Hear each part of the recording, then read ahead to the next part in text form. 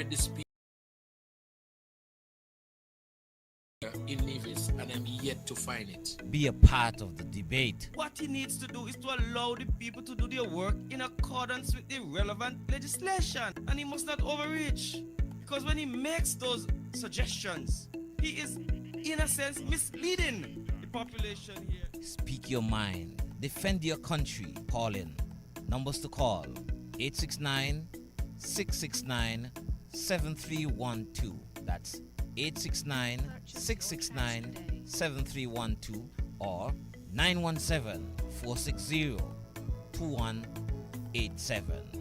That's 917-460-2187.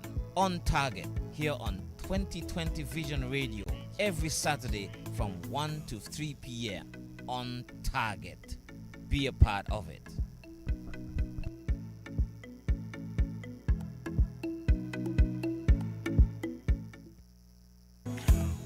On target.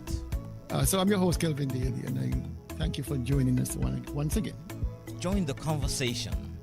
I looked at it on Facebook and I read the speech and I'm trying to find out what is the commitment to renal failure in Nevis and I'm yet to find it. Be a part of the debate. What he needs to do is to allow the people to do their work in accordance with the relevant legislation, and he must not overreach, because when he makes those suggestions, he is in a sense misleading the population here. Speak your mind. Defend your country. Call in.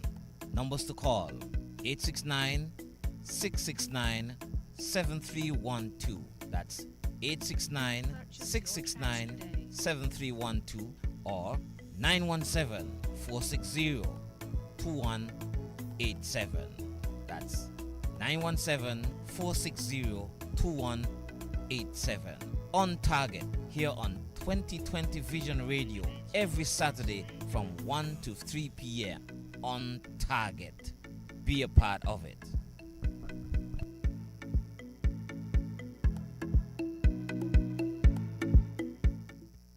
The views and opinions expressed on the following program are solely those of the participants and do not represent those of 2020 Vision Radio or its advertisers.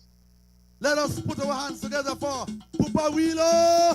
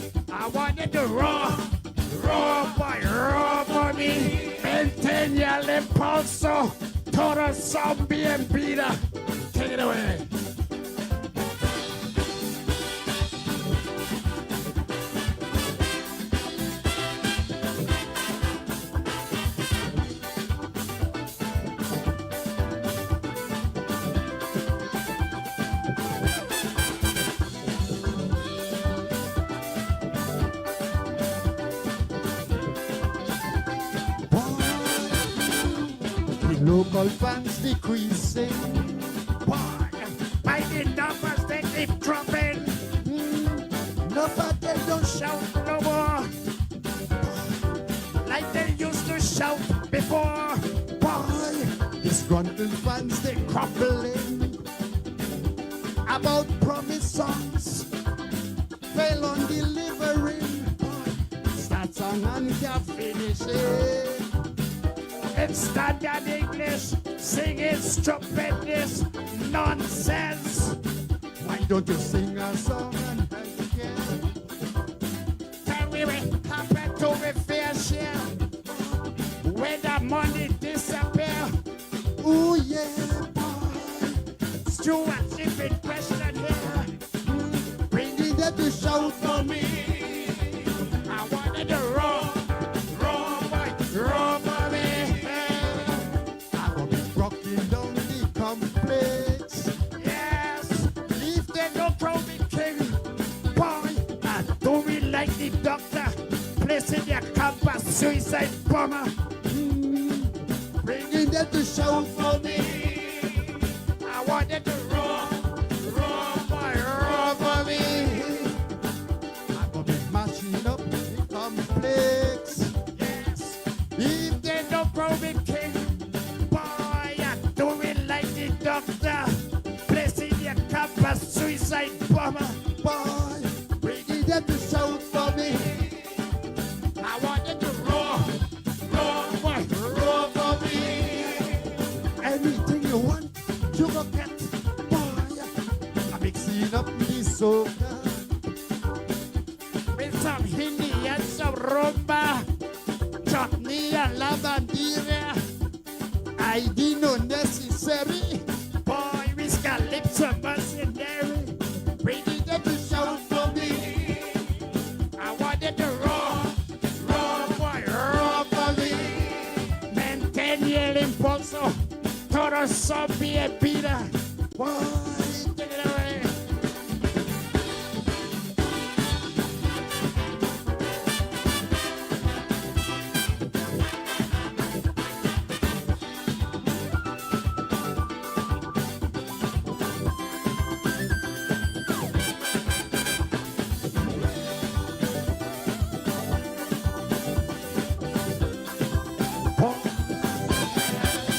I will be chartering airlines.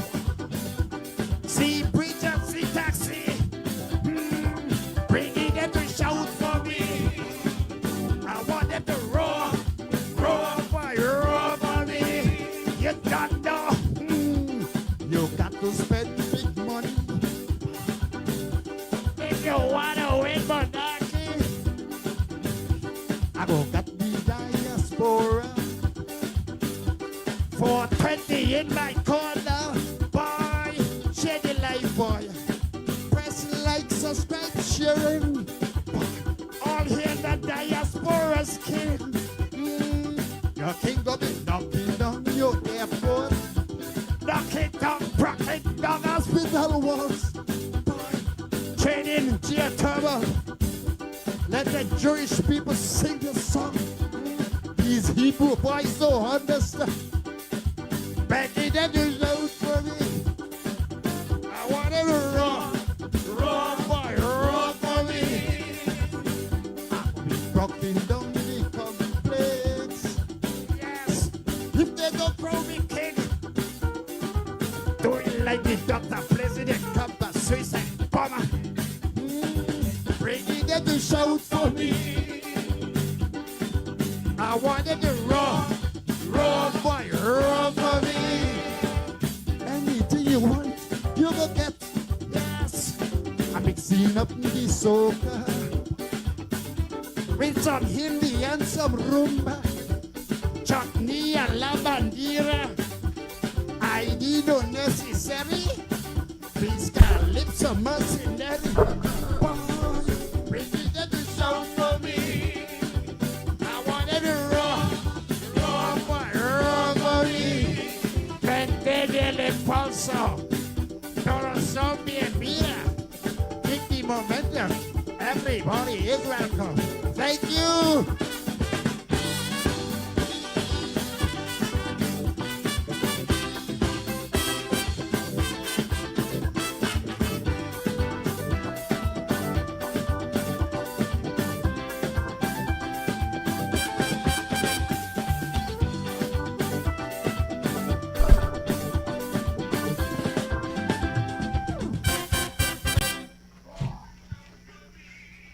Papa Wheeler.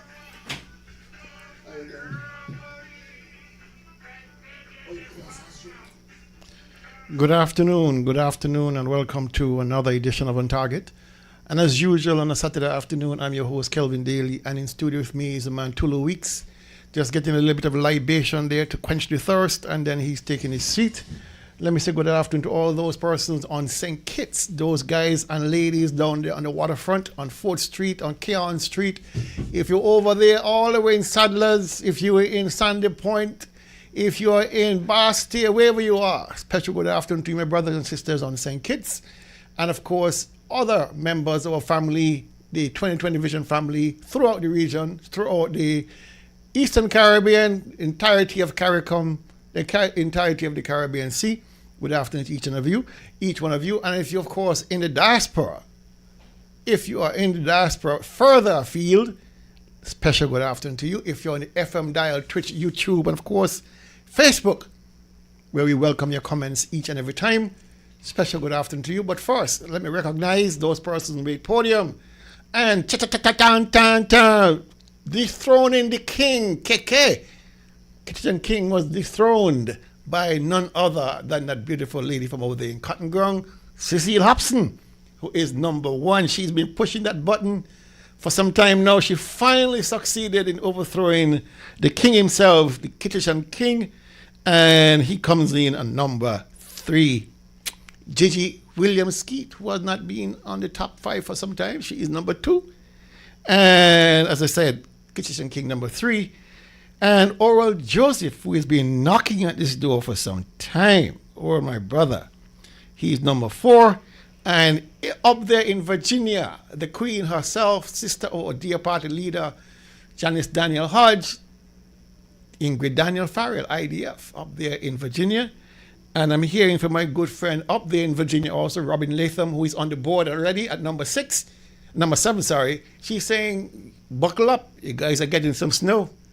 So Ingrid, be careful out there, girl. Be careful out there. Number 6, Daldria Doll Penny down there on St. Kitts, my number 1 fan, of course. And Rosalind Brown is in the house, and so is my buddy for life, Tamaki Saladid, over there in St. James. And followed very closely by another St. James lady, Olivia David. And Catherine France with a K. And up there in Montserrat Village, by way of Montserrat, is a lady herself, Hildred Davis. Good afternoon to you, Hildred. Up in Boston, all the way in Boston, is Sharon Stapleton. And in the UK, I believe she is Drexel Barton. You know, she is with us. And I'm glad Hensley's not here when we call Jessel's name, because you can spend a year on a Sunday, you know, salivating. I in a machacha door over there in Bath Village. Oh my goodness, talk about the devil. Just walked in. Vernicia Dore Williams, thank you for such a great greeting, Vernicia. Dillis Brown down there in St. Thomas, USVI is in the house. So is Norma Jean down there in St. Martin. And Violina Ali is with us. And so is Jeanette Tyson and my good buddy Tonya Powell all the way in Texas, where everything is big. I know.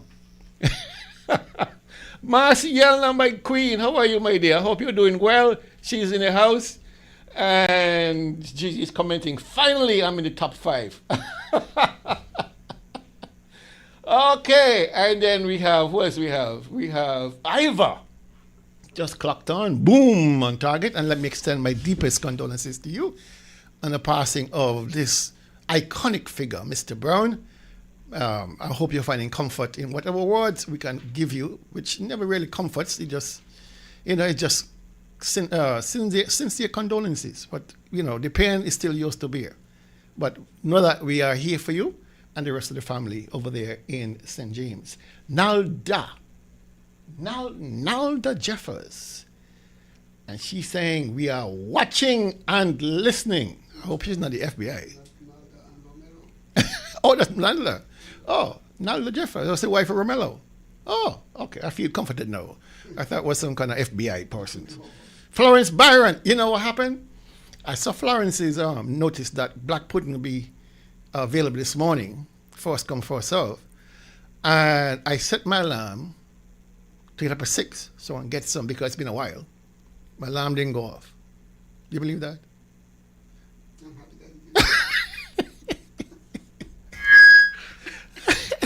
Don't put me on here.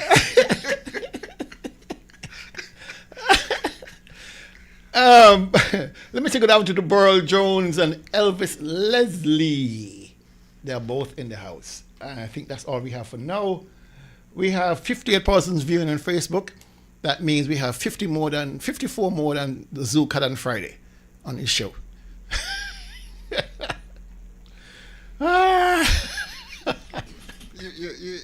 We have to send some over we have to send some more people over there on Fridays. Please, fellas, give Zook a little boost. Go on there and Van, I think it's 1 o'clock on Fridays, and just say hello. He's lonely. Because, you know, when you're chatting nonsense, nobody want to really hear you.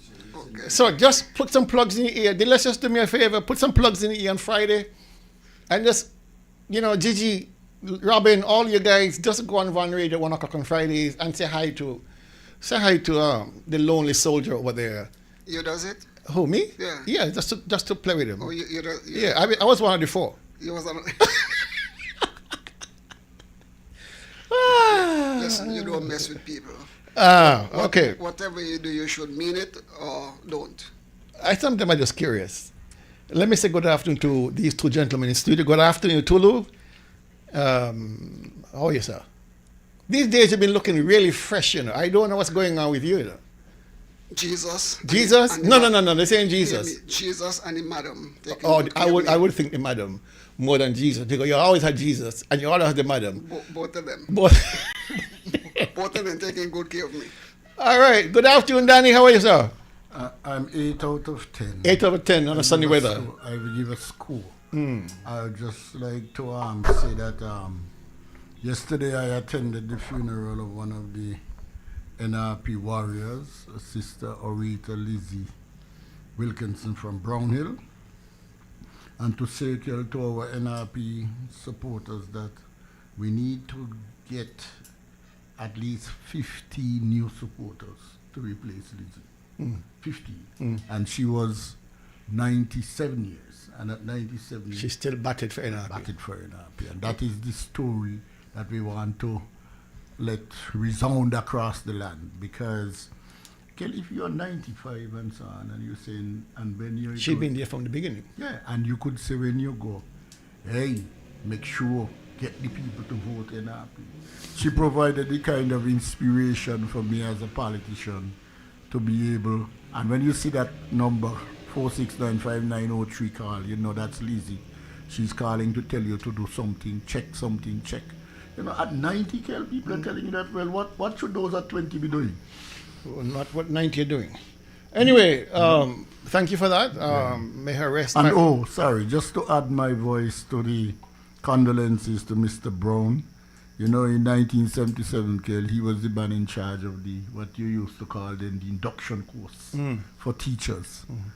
And when I left, after we had all been at the course, a number of us, I don't remember, more than 30, 40 people might have been there.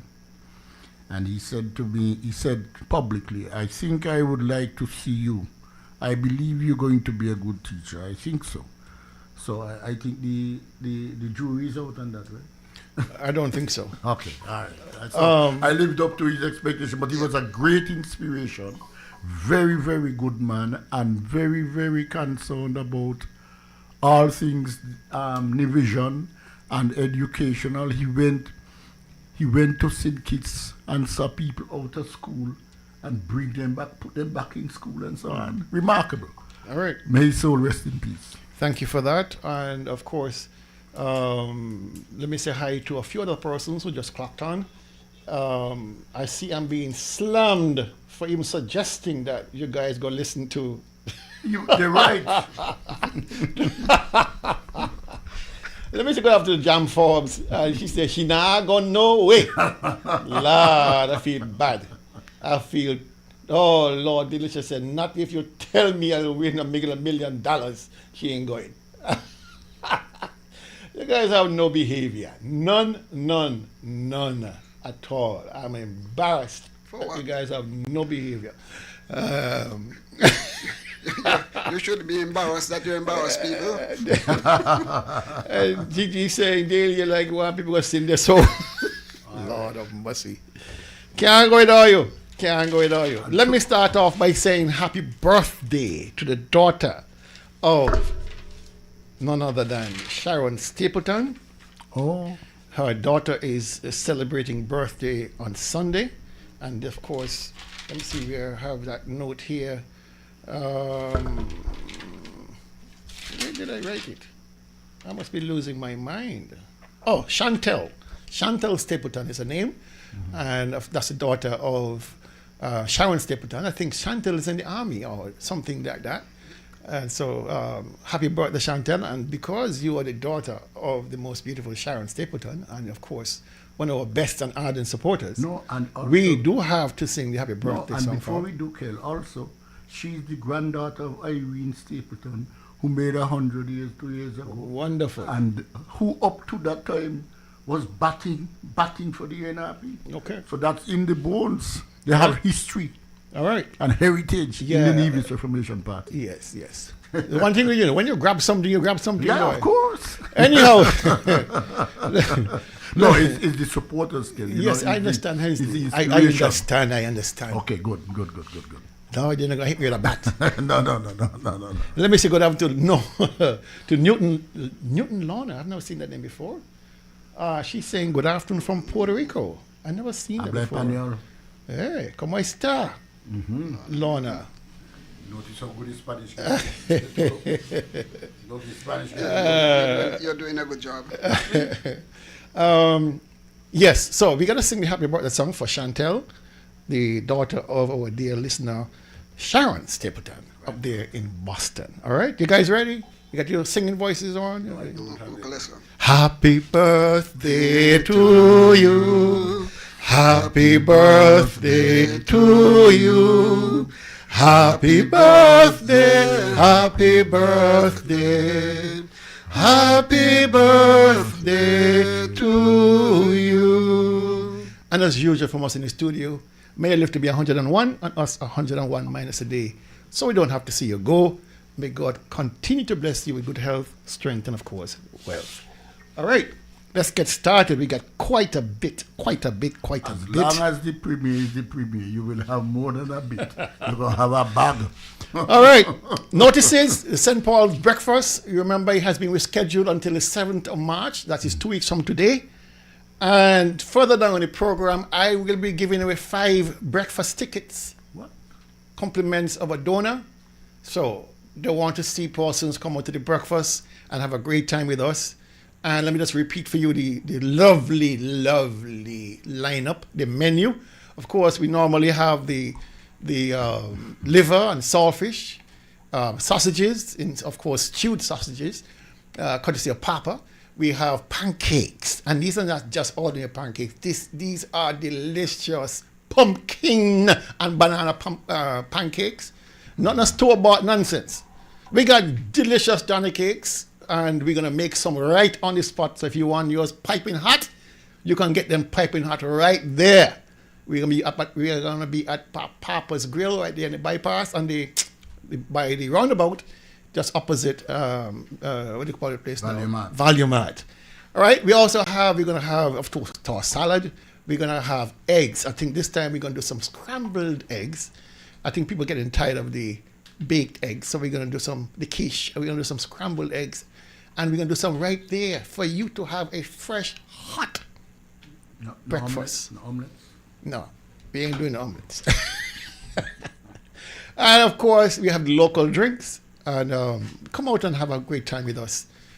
The 7th of March. You leave out some. Oh, yes, Mrs. Isaac Oh. will be bringing her sauce. And I already got several persons saying they want some because it sounds so good. So, Miss Isaac, make sure you make enough, because I don't want to take no responsibility on a boss head. All right? And she's going to have her delicious saltfish cakes, which I intend to buy as much as I can carry because I love those things. She has a mean saltfish cake. All right. Let me say So later down, as the crowd builds on the Facebook, we will start the launch of our giveaway. So stay tuned to your phone. Make sure you got Google Maps and you got Google search and you got all kind of things Google ready to go, because these questions will not be easy. All right? Okay, I hope you $20 for a breakfast. And again, I appeal to those persons who are willing to donate towards the breakfast. There are a lot of needy people who will be grateful for a breakfast. I already got a number of donations from Chevy's Caribbean Kitchen and, of course, Tonya Powell over there in Texas. So those two persons have stepped up in a big way and will make somebody's life very bearable on a Saturday morning when things tend to be a little bit slow in the house. And so I do thank them publicly, Tonya and Chevy Caribbean Kitchen. If you know of anybody who else want to donate towards such a worthy cause, please link me and we'll get it done. All right? All right. Okay. So that is that. We have been trying for some time to get the supervisor of elections on this program. We were anticipating this week. He confessed that, well, not to me, but my engineer and the one who's making the arrangements, that he cannot make it this week, and he'll see about next week. These are troubling times. We need to hear from the supervisor directly, whether by Zoom or by in person in studio. Mr. Supervisor, please make some time to come and address some very pertinent issues. We have been putting out every effort to make this elections as fair as possible. We have been giving people the facts and the figures. We've been telling the situation on the ground. And we don't want to have an unfair disadvantage when it comes to the electoral office. There are questions that need to be answered. There are issues to be sorted. There are challenges to be done with. All right? So please make it an effort, Mr. Supervisor, to come on the show either directly or indirectly and answer some questions that we here in the studio and, of course, those in the listening audience will have for you. Thank you very much in advance for accepting this kind invitation. All right. First up on the board, in terms of programming, we have the 50th regular meeting of CARICOM heads of government, slated for the 24th to the 27th, right on St. Kitts at the Marriott's. All right. So the theme of this meeting will be Beyond Words, Action Today for a Thriving, Sustainable CARICOM. Action today for a thriving, sustainable CARICOM. Beyond words. Beyond words. Beyond words. I mean, they recognize they've been talking and talking and talking. So it's time to go beyond the talking and actually have some kind of action to deal with all of the issues that are facing the region. And of course, topical issues that has been in the forefront of late, being the crisis in Venezuela and Cuba, the isolation of those two countries. We have looking at the visa access issue. We have looking at the blowing up of these alleged drug boats coming out of the Windward Islands. And, so there's quite a bit. And of course, the chairman for this session, this period, I think it's a 6-month period, right? A year period? Okay. A year period is none other than our Honorable Prime Minister, Dr. Terence Drew. He has his hands full with this because there's so much happening all at once. A lot is happening. And so let us try to give our Prime Minister as much praise as possible. Make sure he has the wherewithal to withstand the crushing issues that are before him. And before the heads of state, he made it clear he is not the Prime Minister of CARICOM, he's the chairman. So it's on all of the heads of CARICOM to make this a successful meeting and a meaningful meeting. So we'll wait to see what resolutions emerge from this conference, what positions are taken regarding the isolation of Cuba and Venezuela, if those come up, about geopolitics, about where we stand in terms of our sovereignty in the region, and of course, other issues to be tackled. So we will await to hear what resolutions and results come out of this meeting. It's very important. Now, just as a backdrop, there are 15 permanent members of CARICOM, and there are 5 associate members of CARICOM. Plus, at that meeting, the Prime Minister said 99% of the heads have indicated they are present, they will be in attendance. I don't know who has pulled back. He did not say, but he says 99%, which is a very good attendance record. And we have other members that will be invited. I'm assuming members from USAID or OECS or OAS. There'll be other people in the room besides Caribbean heads of state. All right, and I don't know who will be taking notes and who will not be taking notes and who will be looking for nuances and all that. But tell yourself, the room will be full of spies. It will be full of spies.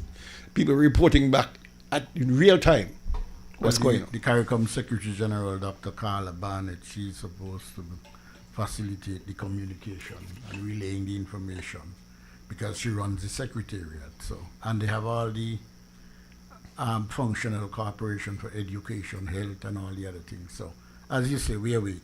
Yeah. Okay, first, I'm going to surprise you with the first question early for the breakfast. Name the 5 associate member states of CARICOM. Name the 5 associate member states of CARICOM. Very easy question. Let's see who's going to get the free breakfast, $20 breakfast. Mind you, the breakfast doesn't include the sauce and the service cakes, eh? It's just no. So if you know the answer, name the 5 associate states of CARICOM. I'm seeing people Googling like crazy now. Yeah, well, what happened to the... you remember a book called The Student's Companion? Ken? Yes. That's what that was. Yeah. There was a thing that was supposed to be on the tip of people's tongues. All right, well, while we'll wait our class to get the answer, we'll continue. We'll continue. Gentlemen, the government announced, the federal government that is, announced that the desalination plant there at the, we got a call. Let's see what this is. Good afternoon, you're on target. Good afternoon. Good afternoon. Anguilla, Bermuda, British Virgin Islands, the Cayman Islands, and Turks and Caicos. You're brilliant. Thank you very much. And your name is? Daldria Penny. Say that again. You kind of. Daldria Penny. Oh, Daldria Penny. Daldria. I ain't giving you no ticket. Oh. Give it to a less fortunate person. Give it to a less fortunate person on behalf of Daldria Penny. Yes. Okay, wonderful, darling. All right. I don't understand that because Daldria. She ain't coming Nevis. Huh? How you know? I know that. Is enough to come Nevis? No. She may have wanted to come Nevis to see you. Do not argue with me to and dine dog. with you? Listen, do not argue between Okay, Don't get between me and dog. All right. All right. So the associate members, Anguilla, BVI, Turks and Caicos, Go ahead. Caymans, and You ask me now. You don't ask me. we just said them. You don't ask me nothing. Oh Lord. You don't ask me one thing. Bermuda. You ask me nothing. All right. Because you're taken up with CARICOM, right? All the dependent territories except Montserrat. You're taking up with CARICOM. Me taking up that I have a prime minister who is chairing CARICOM, has disrespected me as part of the country, and has not done absolutely nothing to make sure that we'll be able to have fair elections in St. Kitts and Nevis, and in particular Nevis. I hear nothing else from them. Until he do what he has to do for me, I'm not worried about them. Okay, here's another question, real quick. Name the country that is still a colony that is a full member of CARICOM. He has one still. That's for the people? Yeah, that's a question for the breakfast. The second breakfast going for free. Name the country that is still a colony of Britain, but is a full member of CARICOM.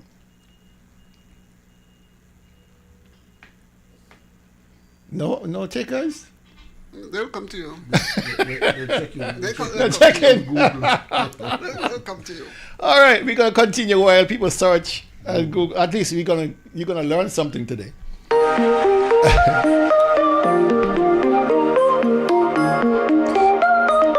Good afternoon. You're on target. Hi, Mr. Daly. Yes. Dr. Daly. Yes. Is it Angola? Excuse you? I didn't hear the answer. Angola? No. Anguilla is not a full member. Anguilla is an associate member. Okay. All right. The phone lines are still open. Anybody care to take a try for a free breakfast on the 7th of March? All right. While people get their Google Maps together, we will Here we go. Good afternoon. You're on target. Monsard is correct. Monsard is correct. And your name is? Dillis Nichols. Dillis Nichols? Dillis Nichols. Dillis. Dillis Nichols. And my breakfast is going to Claudina Pinney. Claudina Pinney. Okay. Somebody gonna collect it? I'll arrange that. All right. Thank you very much. All right. That's for the third question. All right. Yeah. Okay. All right. We gotta move on. That's 2 breakfasts going already. Let me see who this is. I'm calling for the third. Good afternoon. You're on target. Good afternoon. Did you get the answer for the second question? Yes, I did. Thank you. We wait for the third one, and you're getting early. Okay. All right. Bye. Right. All right. So 2 questions going already, 2 answers going already, and 3 more to go. 3 more to go as the time goes on the road. All right. So we're saying that on the 24th of this month, which is next week, the desalination plant there at the Paul Salted Industrial Park will be commissioned officially, and they said they're going to produce up to 2 million gallons per day. The technology is what we call reverse osmosis, very regular technology. The cost is $50 million to construct, and the Taiwanese loaned the government the equivalent of $13 million US, the balance being put in by the federal government. So Taiwanese funding $13 million US, and the rest being funded by the federal government. All right. Now, I've been trying to hear or listen attentively to the Minister of Communications and Works, or that's what I call it here in Evis anyway, Congress Maynard, to hear what it's going to cost. Operational cost. And I had to dig, to get answers as to this thing, because it sounds good. I mean, 2 million gallons a day is a lot of water. But to produce right? it. And the question then, how much does it cost to produce? Exactly. 2 million gallons per day. And so I had to put on my technical cap and start to dig. And from the research I found, it indicated per day, that plant will consume between 22,700 kilowatt hours to 30,300 kilowatt hours. Now, on St. Kitts, a kilowatt hour on average for commercial users, on big users, is 65 cents per kilowatt hour. per kilowatt hour. So when you do the math, this plant is going to cost on average between $15,000 and $20,000 per day to operate. Over a month, you multiply that by 30 days, you're getting $600,000 to operate. That's a lot of bread. And produce water valued at what? I get into that. Okay. Remember, this is not a solar plant. This is getting power from Skellig. All the time. From Skellig. All right? Now, water and St. is terribly cheap, even cheaper than Nevis. Yeah, it's easier to get to. Water and St. averages from the St. Water Department, this is their figures, between $7.20 per 1,000 gallons to $10 per 1,000 gallons. Oh, it's 15. So when you do the maths, simple maths, 2 million gallons per day works out to 60 million gallons per month. If you calculate it on a daily basis, what the equivalent value that in revenue collected will be $20,000 per month. $20,000 per month? No, sorry. 20 times $80,000 per month. $80,000 per month. And how much per week? It's going to cost you $600,000 a month per month in operating just for power. Just for power. And income from the sale of water, 60 million gallons of water, going to average about $80,000.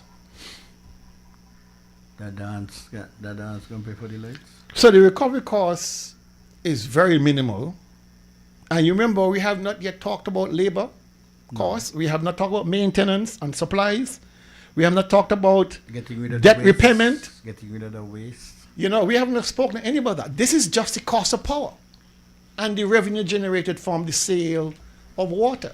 And so if this water is to be sold at the same rate as what is pumped from underground, you are looking at a significant drain on the government resources. I am not here to debate whether it is right or wrong. I'm just saying, be prepared. I'm asking my friends and family on St. Kitts, be prepared.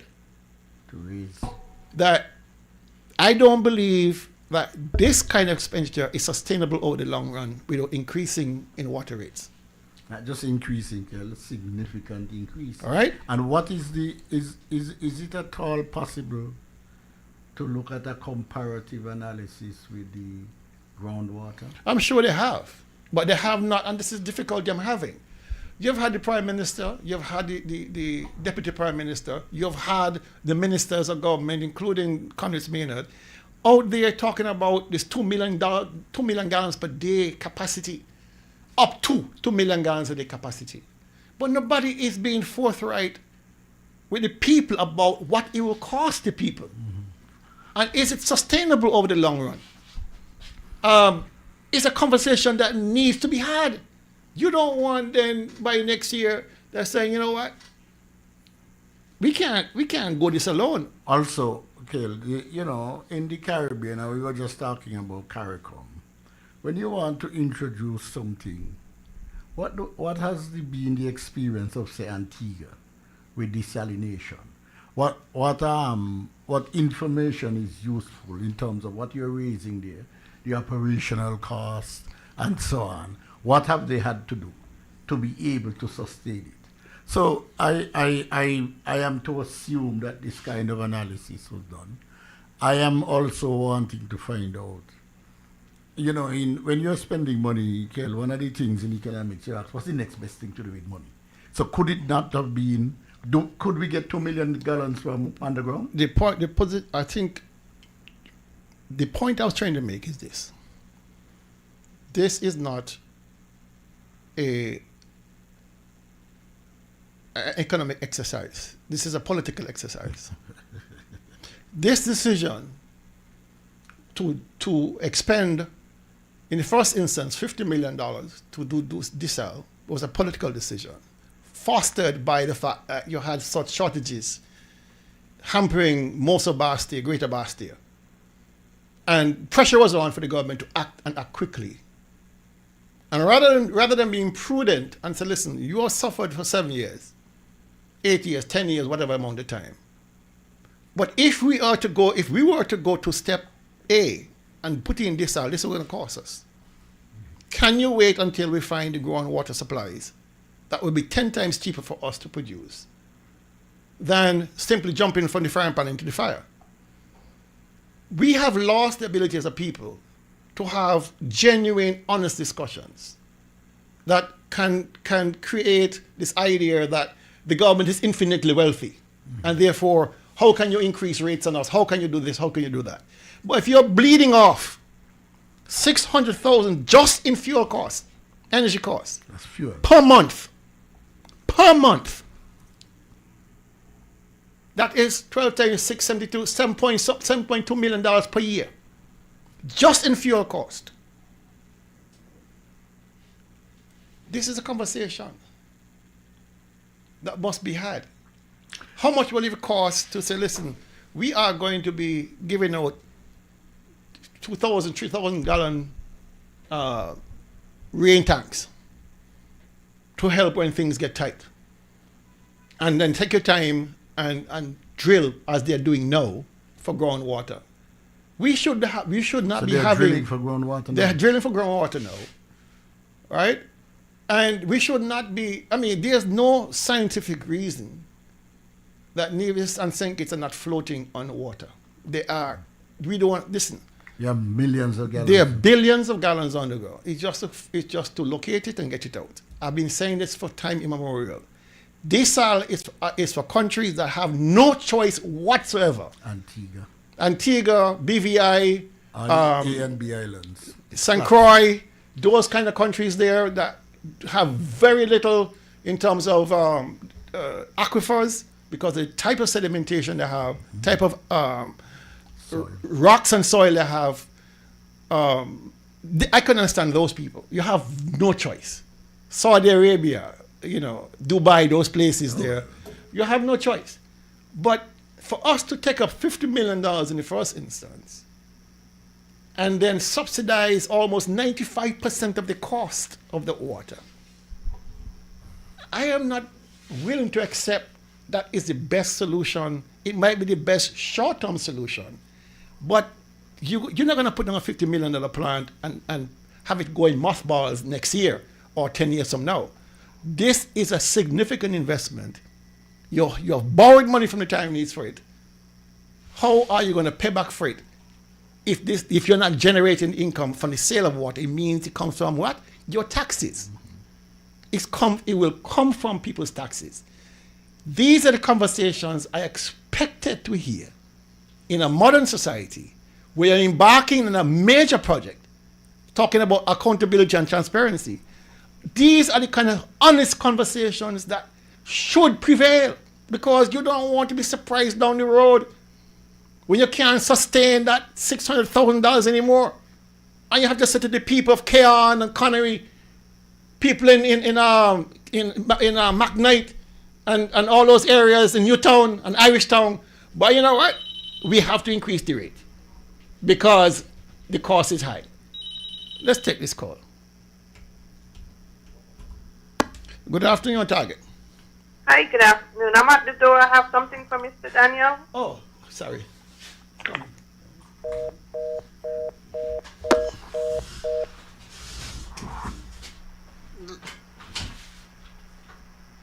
Yeah. You mentioned the cost of establishing this plant, but I think that I heard some time ago that somebody donated another dialysis plant, one of these plants to Nevis and one to St. Kitts. That was the solar powered desal plant. Solar powered? Yes. Okay, so St. Kitts has a solar powered. St. Kitts has one, Nevis has Nevis one. has one. The one in Nevis is operational? Yes, they're operating the small quantities, something like a couple thousand gallons a day. Well, we could brace ourselves. Listen to the Prime Minister as he spoke about Let's take this this call. plant. All right. Good afternoon, on target. Good afternoon, gentlemen. Good afternoon, Professor. Yes. As you pointed out, right, it was more a case, I think, of the politics of it more than anything else.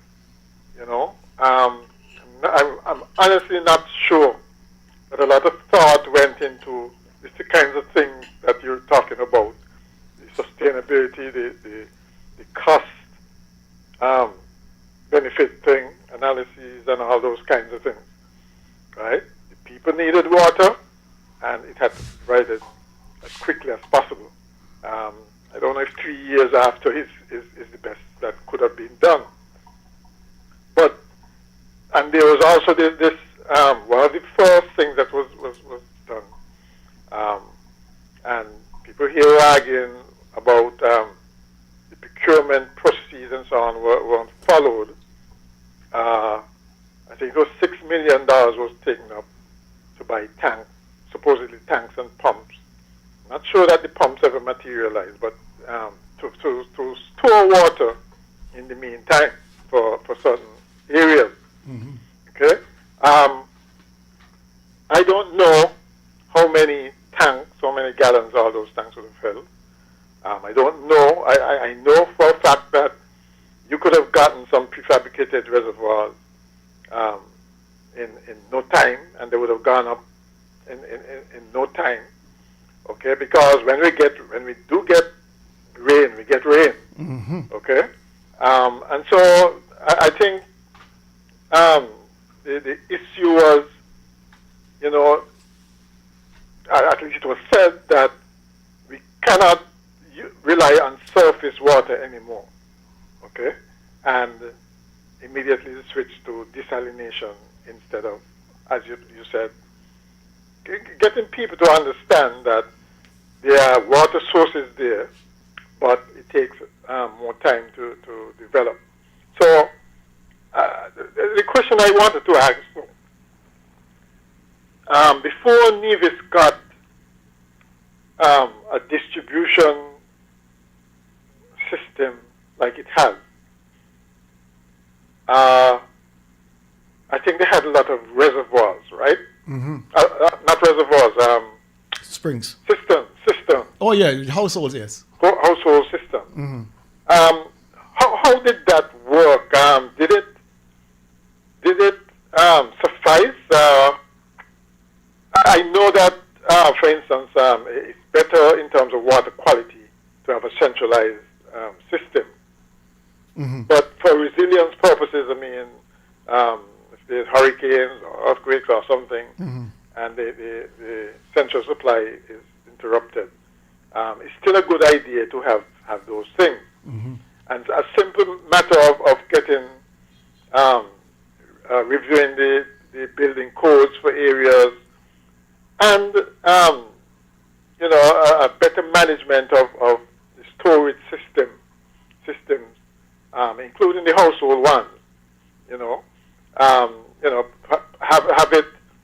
have it contracted to a lot of different people instead of just one. Okay, that might have helped the problem a lot too.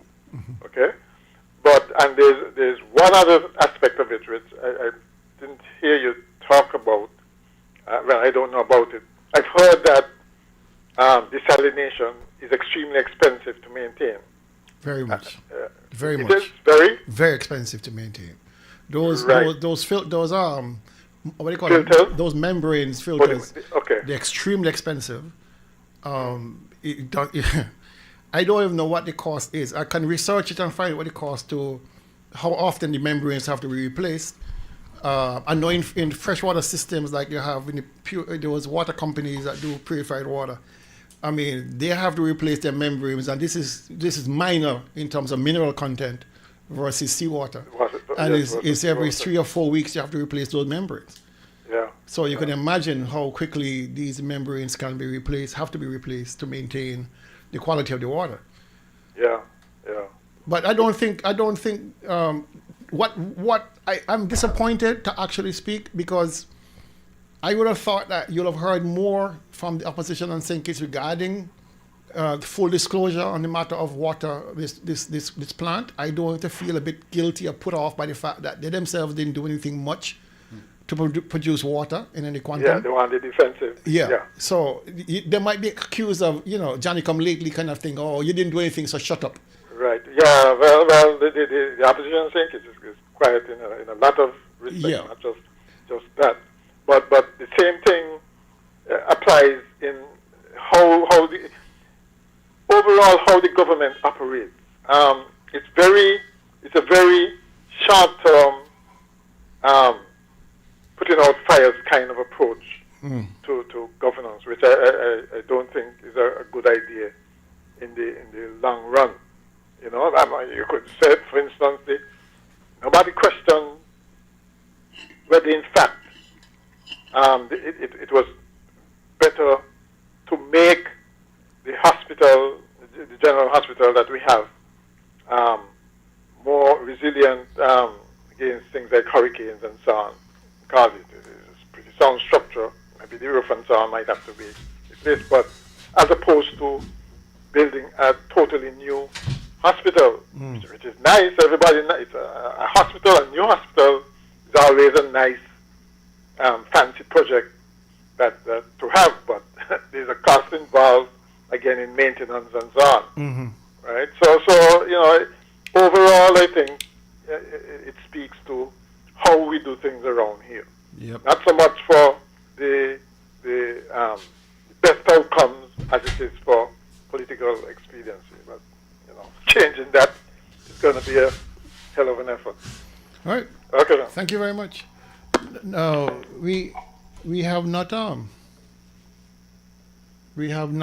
engaged in what becomes of all that brine, that salt. That's what I was asking about. So there are processes to redilute the salt before it goes back out into the ocean. So I'm assuming that is being done, because if you're going to dump brine into a near-shore fishery, you are going to cause catastrophic damage. So I'm assuming the environmental impact assessment would have been done, and to ensure that no untoward damage, environmental damage is done.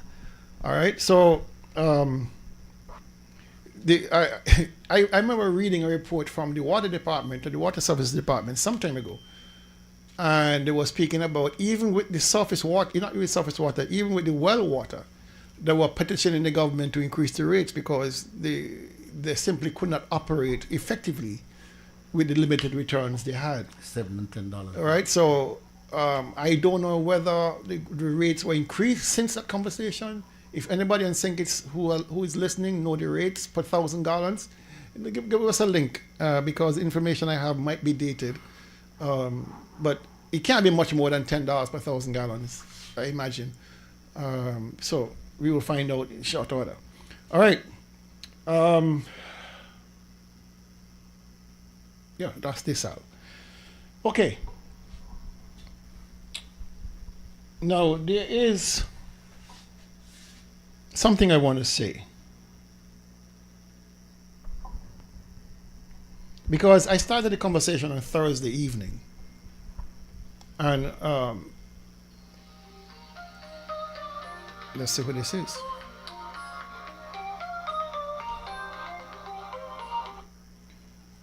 Good afternoon, you're on target.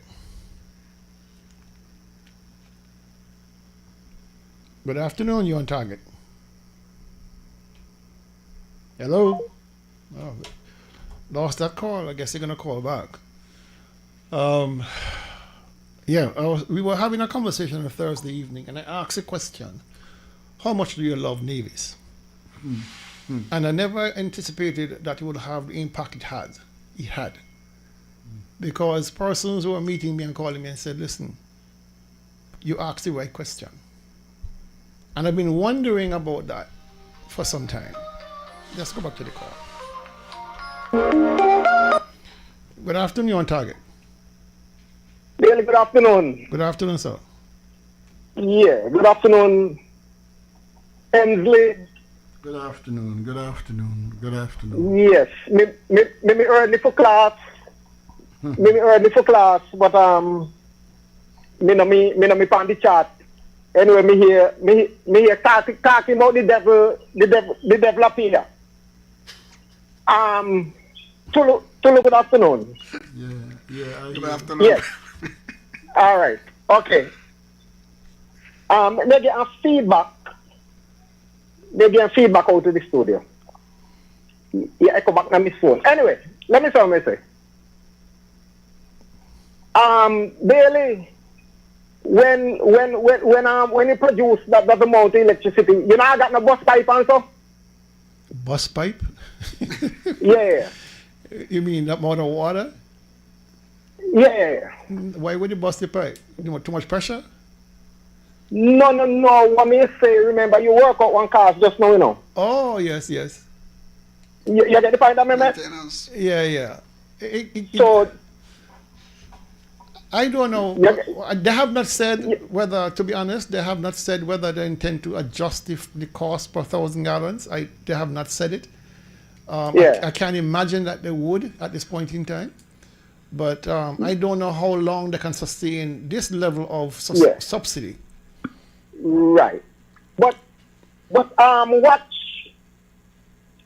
the comparison now, really? And see that at the same trend.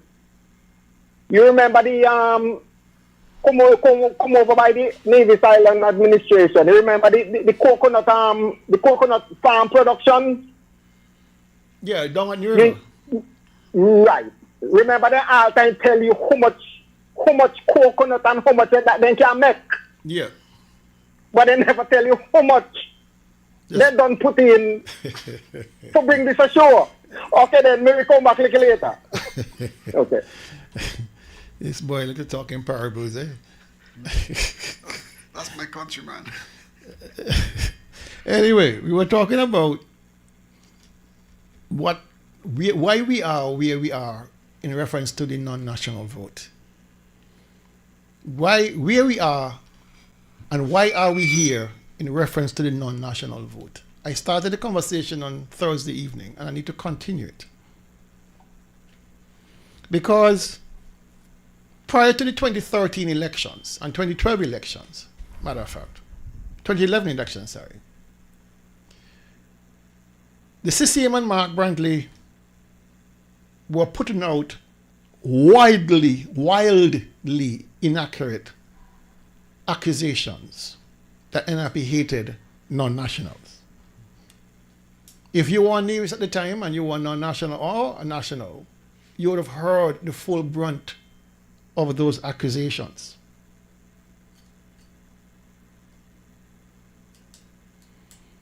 The burden of proof. You ever heard about the burden of proof? In a court of law or in your own household? What is the proof? Evidence. If somebody makes a claim, it is for them to prove and not you. It's not for us who has been accused to disprove or to prove.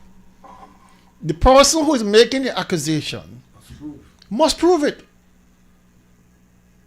You can dismiss it as most of us did because it was so outrageous. Given the actions of the NRP to make the lives and livelihoods of our national, non-national community bearable and more in par with those of nationals on Nevis, the NRP would have taken several positions, including access to healthcare, same cost, education, same cost, work permit, reduced cost, resident fees, reduced cost, access to housing. NRP would have done all that as a matter of policy. And so I believe that, when you accuse somebody of something so outrageous, they kind of sit back and say, Tulu crazy? He can't be accusing me of that when we have this record of accomplishments and, brotherly love expressed towards our non-national community. And I think NRP, in a late attempt, tried to stop the snowball from rolling downhill. It was a late response, but we should not have had to respond because we should have asked Mark Brandy and CCM. Prove it. Show me the evidence that we conspired against non-nationals. Because you see, it's easy to throw an accusation out there without any proof. And if it is as inflammatory as saying, I don't like somebody, or I don't like that group of people, it's easy to catch fire. Because the modus operandi, people expect you to defend it. People expect you to say, no, it ain't true. But they're not asking the question of the right person. They should be asking the accuser, you prove it. Prove that NRP is the way you say it is.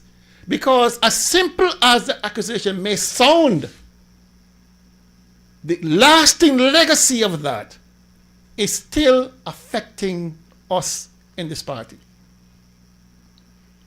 15 years later, we are still going house to house and hearing people saying, well, Mark Brandy say, I don't like non-nationals.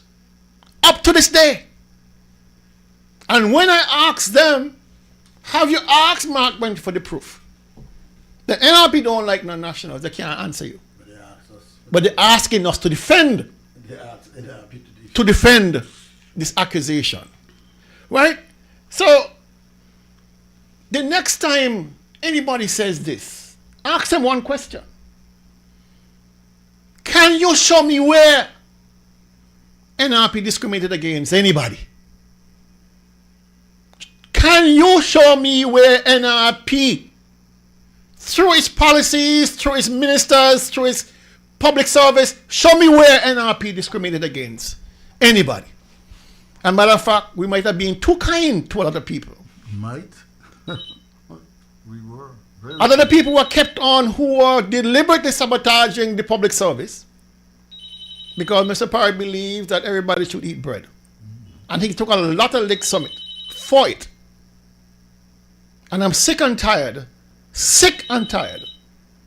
for persons to be dragging the good name of Sim Daniel and J.W. Parry, E. Roberto Hector, Henry Daniel, Carlisle Powell, all those good men and women, Patrice Nisbet, who stood up and said to the people of Nevis, we all one. Let's take this call. Good afternoon, you're on target. Yes. I'm in St. Kitts, right? Mm-hmm. And in all honesty, that is the propaganda I hear. Mm-hmm. And it sinks in. You know, it's as if something is repeated all the time, you start to believe it. Mm-hmm. And so you get the narrative that NRP was anti the Guyanese or whoever coming in. But apart from that, you get the impression that CCM has the overseas board of divisions locked down as well. And that suggests that, I mean, it may be a messaging problem. I don't think you can just deal with it by saying, prove it, okay? Because you're putting the other person on the defensive when you do that. Well, that's what they need to do. Listen, my brother, if I tell you, you come and visit me one day in Nevis and I come and tell you, boy, don't go in that room in there because there's an elephant in there. You're not hearing any sound. The room is too small for an elephant to be in. But I tell you there's an elephant in there. All right? You can't hear it, you can't see it, you can't smell it, but I tell you there's one in there. What is your first question to me? Prove it. Show me. Show me. So why is it that I can tell you nonsense, which you know is clearly nonsense because physically you can't be an elephant in there, but I must be made to prove that there's an elephant in the room? No, you have to prove there's one in the room. And so we have been looking at this argument in reverse. We have been trying to prove there's an elephant in the room. Rather than saying to the person who made the accusation or made the claim that the elephant in the room, for them to provide evidence there's an elephant in the room. That has been the classical mistake we've been making. And so when you meet somebody who says something like that, ask them definitively, what evidence has Mark Boynton provided? You're assuming though that those persons who you're going to ask, especially if it's one of those who is from foreign land, you're assuming that they are open-minded. If a narrative has been put there, however it got there, you're fighting against something that is there already. But I understand your call about what then do you do? If somebody says we have discriminated against non-nationals, and you know, the simple question, if you are even mildly curious, the first question you say, in what area have we NRP discriminated against you? Some of the people who are even making the accusation, no one even here when NRP was in office. And that's the sad part about it. 90% of the people who we talk to now on a regular basis, house to house, were never here when NRP was in power. So the conversation continues, the brainwashing continues, that this is NRP's policy. Yeah. And nobody's asking a simple question to prove well, it. I like how you approach it in terms of when you look at the rights and privileges of division and you compare it to any other group, you realize that no such discrimination and hostility exists. Mm-hmm. Okay? But that's a painstaking process after that narrative has already taken hold that NRP. And honestly, I don't know how it happened. It was handled, I'll tell you how it happened. It was so outrageously stupid. It was handled badly by NRP. I'll be honest with you. Nobody thought they had to defend something like that. That was so easily provable to be wrong. And so by the time you got around to it, the snowball was coming down the hill full speed. Yeah. So we're now trying to play catch up to something that's gone out the gate a long time. Well, at least you recognize the problem and you know that it has to be dealt with. And I think the first step is at least acknowledging that there is a problem and, you know, you figure out how to deal with it. All right. All right. Thank you much. And let me read some of the comments. Gigi saying, CCM never has evidence. They just say something and people believe. Precisely. Some of us Nivisions prefer a lie over the truth. Jam Forbes. Well, that is exactly why Mark said, blah, blah, blah. Oh, he would have long-lasting negative political effects on NRP. Delicious is suggesting, why can't we use this is the new NRP? We are not caretakers who has been challenged. I mean, the minute you start rationalizing discrimination, I'm telling you. I mean, I just want to have persons, and it is all our responsibility. Once you start hearing people talking like that, from the youngest to the oldest, ask them the simple question. Where's the evidence? Where's the evidence? Because, you know, Gail, I hear you, but, you know, I was in and out of the constituency and I was asking people, well, where is this? Where is this? You went to the hospital. Did somebody do that? There was no evidence. And so when people, what you are saying now, when you hear people say, the car you drive is red and you drive a white car, then you must say, well, prove it that you're right. Prove it. That's right. Prove it. One other thing, this thing is a vexing issue. I've been a vexing issue for a long time. I am agreeing with Daly to a point when he said that we handled it bad. Because when it happened, we took it for granted and we said, well, the people know better. Mm-hmm. Okay? And so we did not address it. I still don't believe that it is too late to address it. And we must address it from a historical point of view, with data as Daly used to say. One, Mark is saying that we don't like non-nationals. Let me take you to some steps where this is what CCM had in place. This is what NRP did to make it better, easier for the non-nationals.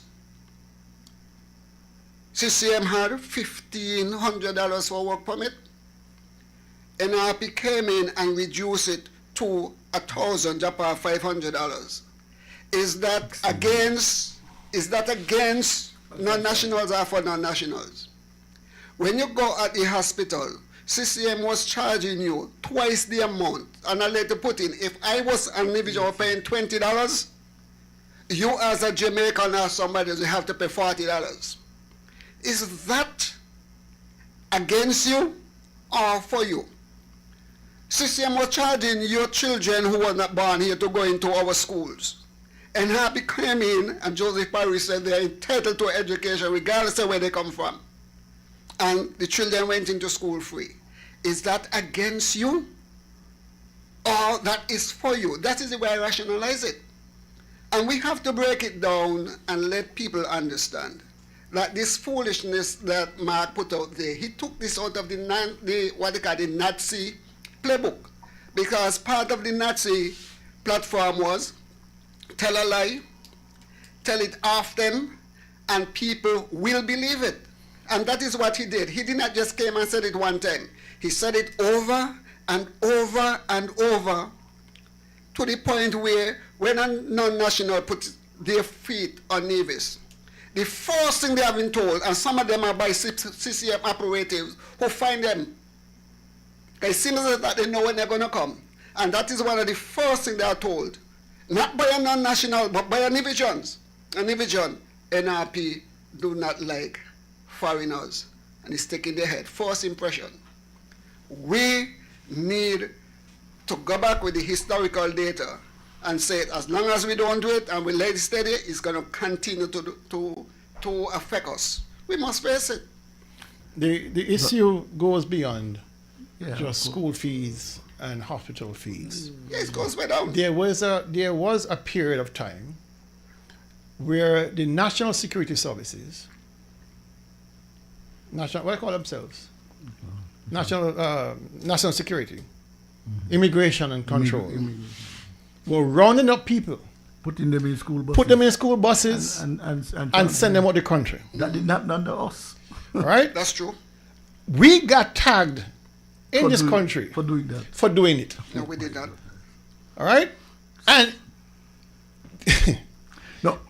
Listen, let me say to people quite clearly, if there's any non-nationals listening or you got friends of non-nationals, the NRP or the CCM do not control immigration policy. That comes out of the federal government. Let me say it again. No government, whether it's an NRP government or CCM government on Nevis, controls national security matters in terms of immigration. We do not. So if there's an action taken by immigration, it is not at the request of the NIA, whether it's CCM or NRP. Those are federal mandates. All right? And when you start hearing these conversations that Mark Brent is putting out there, and you notice he will never come on the air and send them, it's whisper campaign. He go into the communities and tell them, there was a time when NRP was deporting all of you and I stand up for you. Bull. It wasn't the truth. It wasn't the truth. It's not the truth. But anyway, we're moving on. Just before you go, let me punctuate that because the Shiloh Baptist Church has what we call a non-national appreciation day. We used to run it for a week. And that was born out of what non-nationals were suffering under the Van Samry administration. Criticize Pastor Eric Maynard for whatever position that he's taking now, and where he needs criticism, he should be criticized.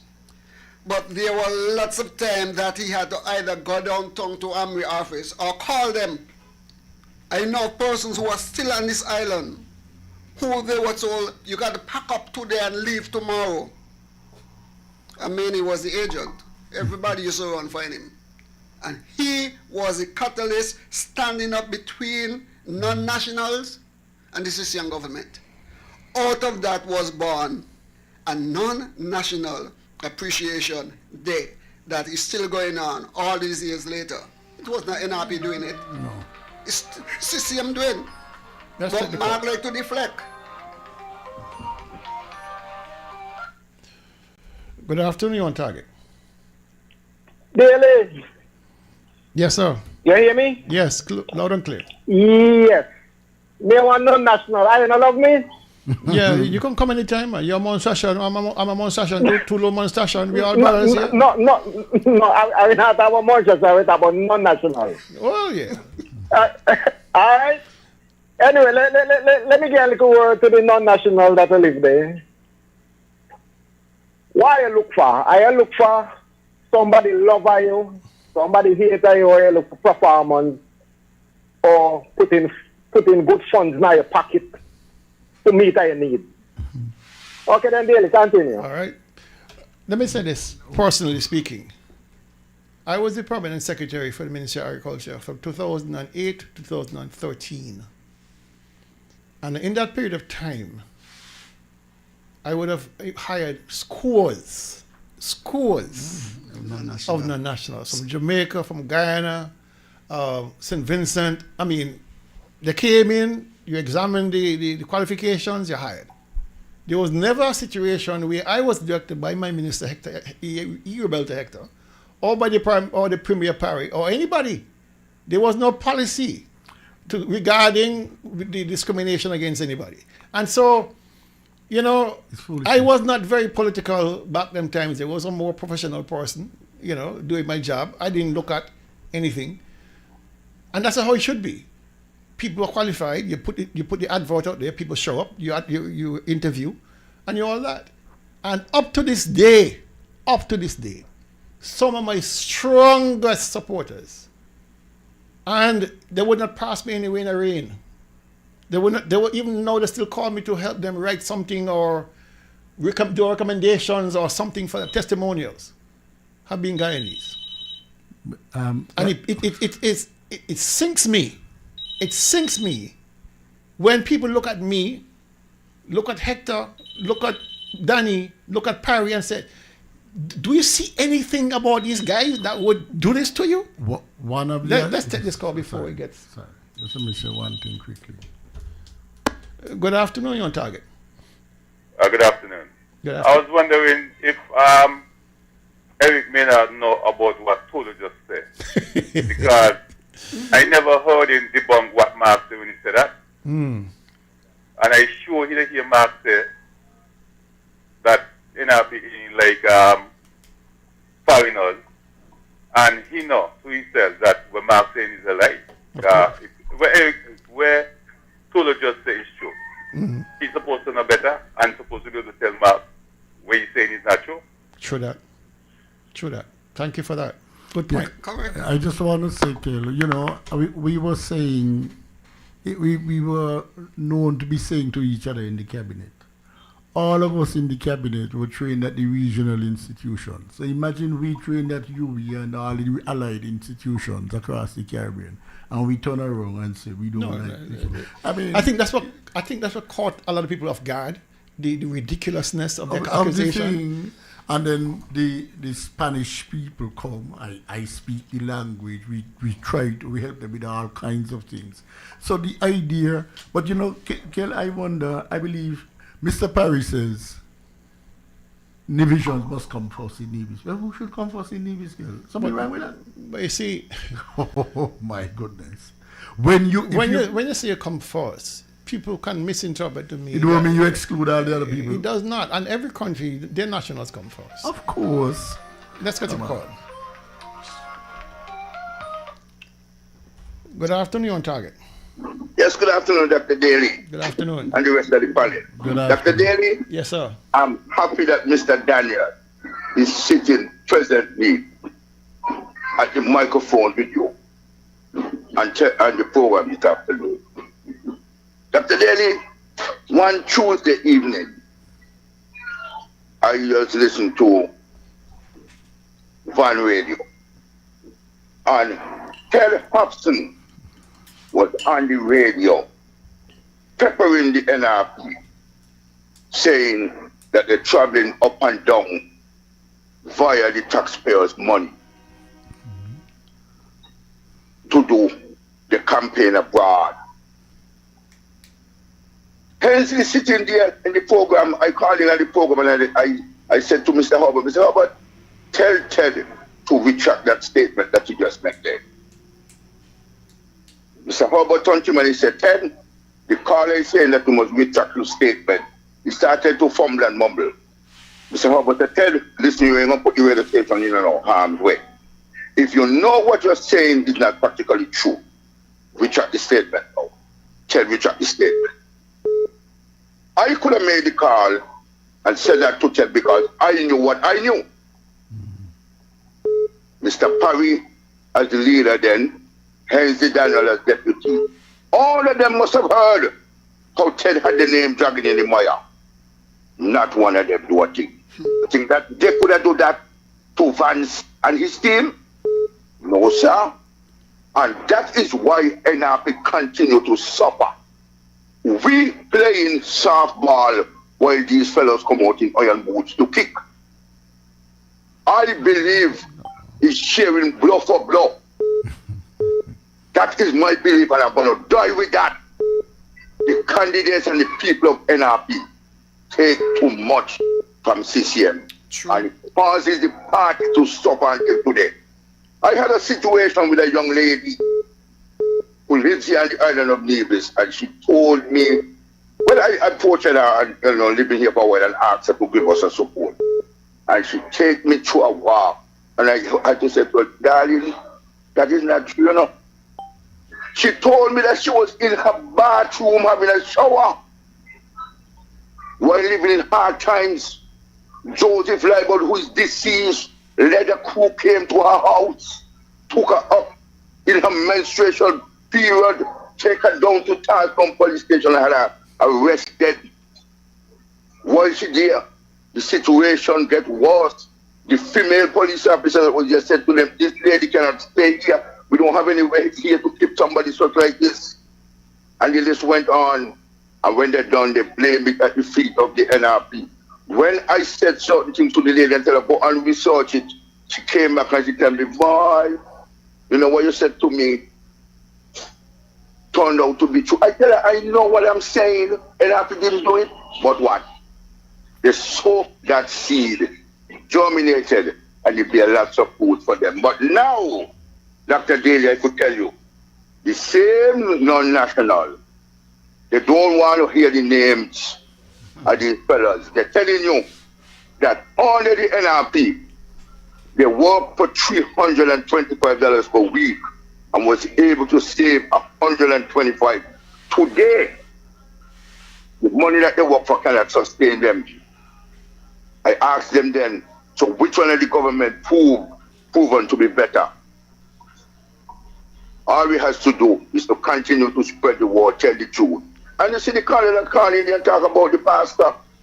I am one of those boys who grow up going to Sunday school where I get teach you touch not the laws of anointing and do his prophet no harm.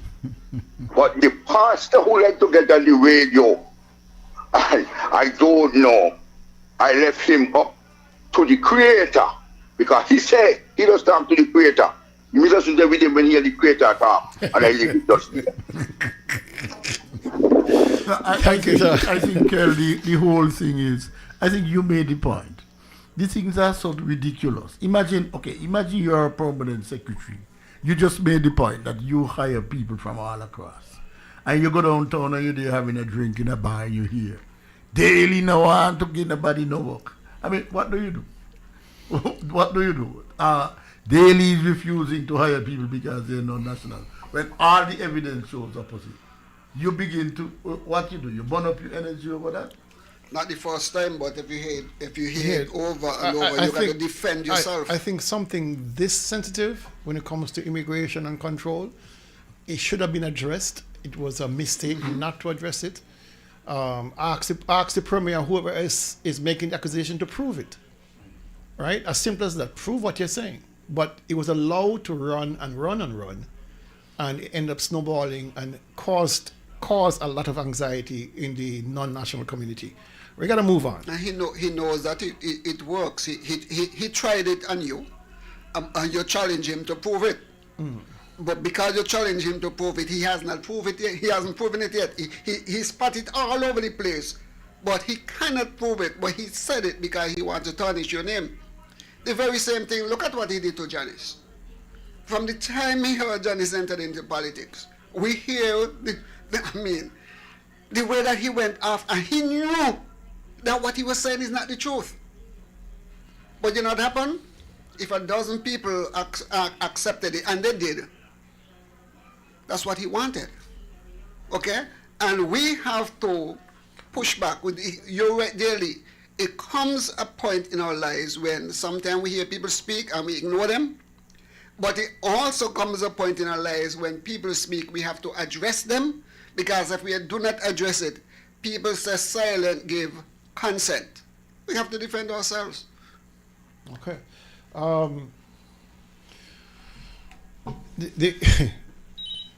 Let's go to the call. Somebody's calling. Patriotism will solve the problem, Good afternoon, you're on target. Yeah, and next thing, Mark don't sell passport, but NRB could deport people. Good point. Thank you. The underlying problem is a low level of patriotism. Good afternoon, you're on target. Good afternoon, Mr. Daly. Good afternoon, sir. Panel. Good afternoon. Yeah. The more I hear, or the more I see, the more depressed I become. What you are explaining there about the desalination plant on St. Kitts, what I figured out from the minute I heard they said they were going to go desalination, I was, what the hell? You only have to look as far as I'm eager to know. Once you start talking about desalination, you dig in a hole. And I learned earlier crap, when you find yourself in a hole, the best thing to do is stop digging. But the governors who had here, they just digging themselves further into holes. Now, did they do a feasibility study on this to see if it made sense?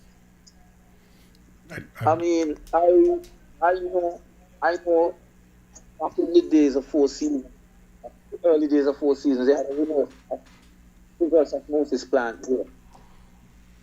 And I believe the plant lasted for 6 months. They abandoned it. Wow. He wasn't even processing salt water. He was processing water that came from a well, just at the top of the Jessup Road. Oh, yeah, the sump well, yeah. Yeah, that's the water they were processing, and the membrane blocked up so fast, and they couldn't replace it. Imagine who seen it. Wow. They abandoned it. Wow.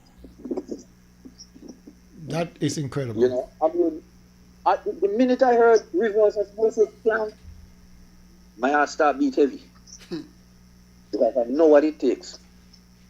And I know, reverse osmosis, desalination on the whole is an expensive venture. Why do our government keep digging themselves further into holes? Let me get into the last cars. And Destiny is the monstrosity of deals that they want to get. And I could guarantee you, what I'm seeing with Destiny, whatever millions they're promising, local people are not going to see anything of this. The economy is not going to see anything of this. It's going to disappear just like this people in money. Do you remember during the unity government, the then Prime Minister used to say, surplus after surplus after surplus? Yep. And if you look at the infrastructure in St. Kitts, where he had surplus after surplus after surplus, it's in shambles. And you have to give credit to whoever was managing Needham to have a better infrastructure status than St. Kitts. I mean, this is something that this is elementary. What you do with all the money? We asking what the premier do with all the money. What he do with all the money? Because St. Kitts is in Shamin. And they said they had money. So I'm now down to the fact that no matter how much money they get, they're gonna always be in a war. The country not gonna see any of it. Thank you, sir. And in the case of St. Kitts, they start spreading it out, soft giveaways to the people to keep them docile and stupid and not thinking. Keep them quiet. It's regrettable. All right. Thank you, sir. Thank you very much. Okay, that one's done. Wow, this is cell phone, right? This iPhone. Good afternoon, on target. Yeah, so don't want to belabor the point, and I know you want to move on. But what that caller just said is the crux of the matter, you know. We're always digging ourselves in holes. Yeah, and they don't understand that when you're in a hole, you should stop digging. You know? I mean, and Daly, Dr. Daly, I know you could relate to this. Yes. Oh, well, part of it, right? Because you worked at the college. Yes. I started teaching way back in the 70s, right? And my first school after leaving sixth form was Sandy Point High School. And I remember the days when we had it hell to get people from the area.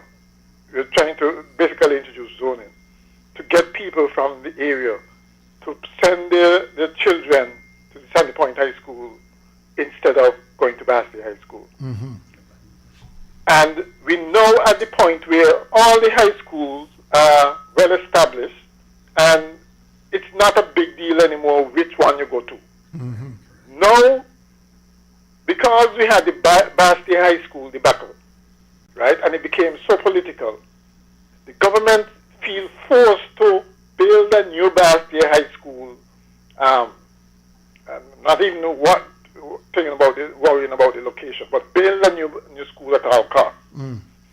Well, a state-of-the-art high school can demand state-of-the-art funds to operate, right? Of course. What you're introducing there again is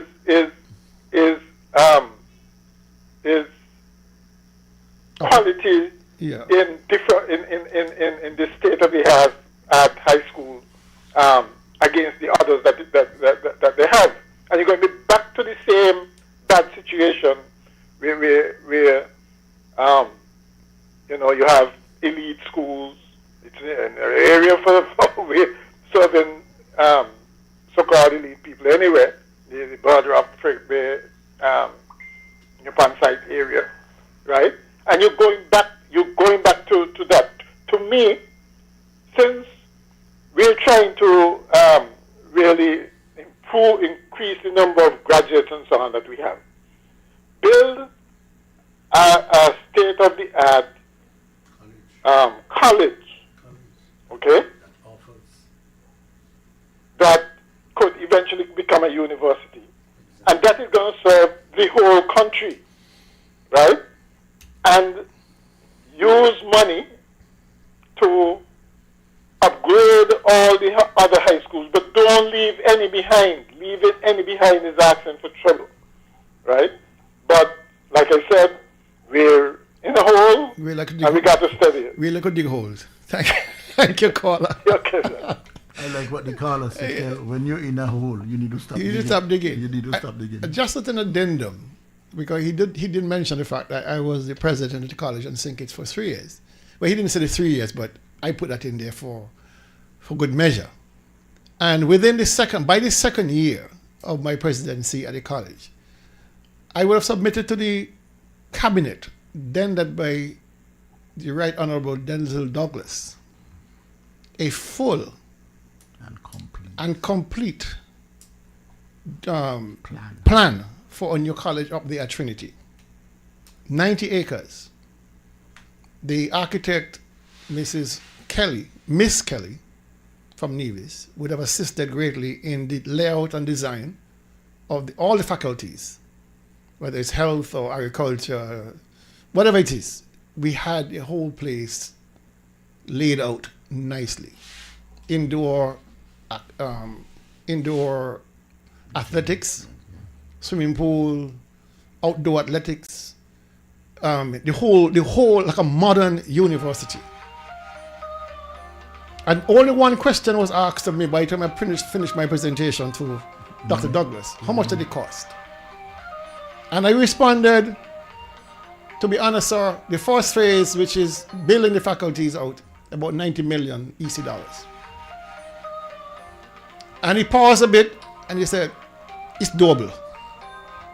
It's doable. So the caller just now kind of crystallized that point. That why are you going to put money into a high school, build that one up, while your main tertiary level institution needs a new building, needs new infrastructure. Put the money into a tertiary level institution. The 50 million plus the plan to build, or whatever it is the cost at Boston High School, build out, I'm sure Dr. Douglas probably still has the plans, build out the new college up there at Trinity, convert the old CFBC into a high school for Bastia, and you have your problem solved. This is not rocket science. This is just planning. Let's take this call. Good afternoon, you're on target. Yeah, good afternoon to you, gentlemen, man. Good afternoon. Good afternoon.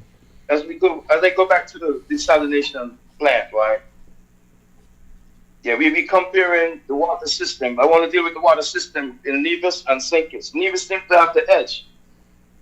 Yeah, I don't know why, but we see the premier going to say such thing as, what did the former prime minister do with some of that money? That he didn't upgrade the infrastructure for the water system in St. Kitts.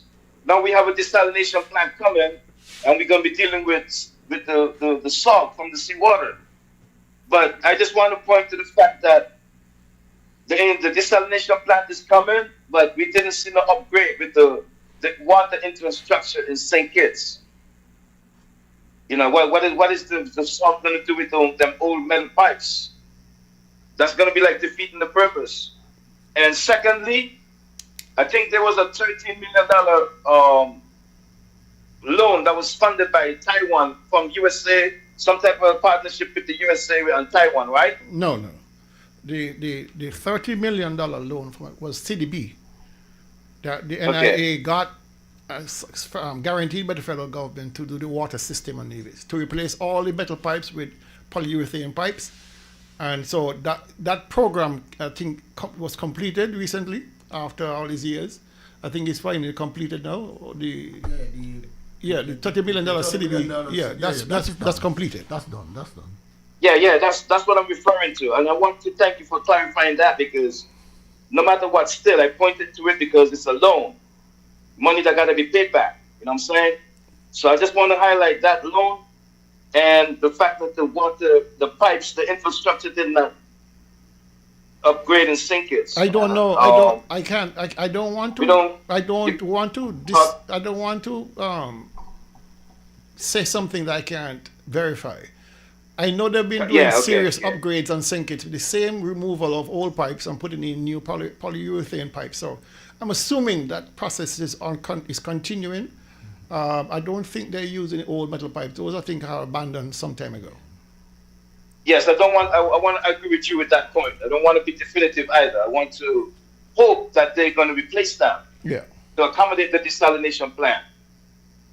And I'll leave it there. Thanks, man. Thank you. All right, we got to move on because it's getting late. All right, and we've been prosecuting these matters for some time. All right. We have a tape to play, a clip. Let me see if I can pull it up real quick. Yacht men or money men? No, neither one. Okay, good. You answer the question. You know, Okay.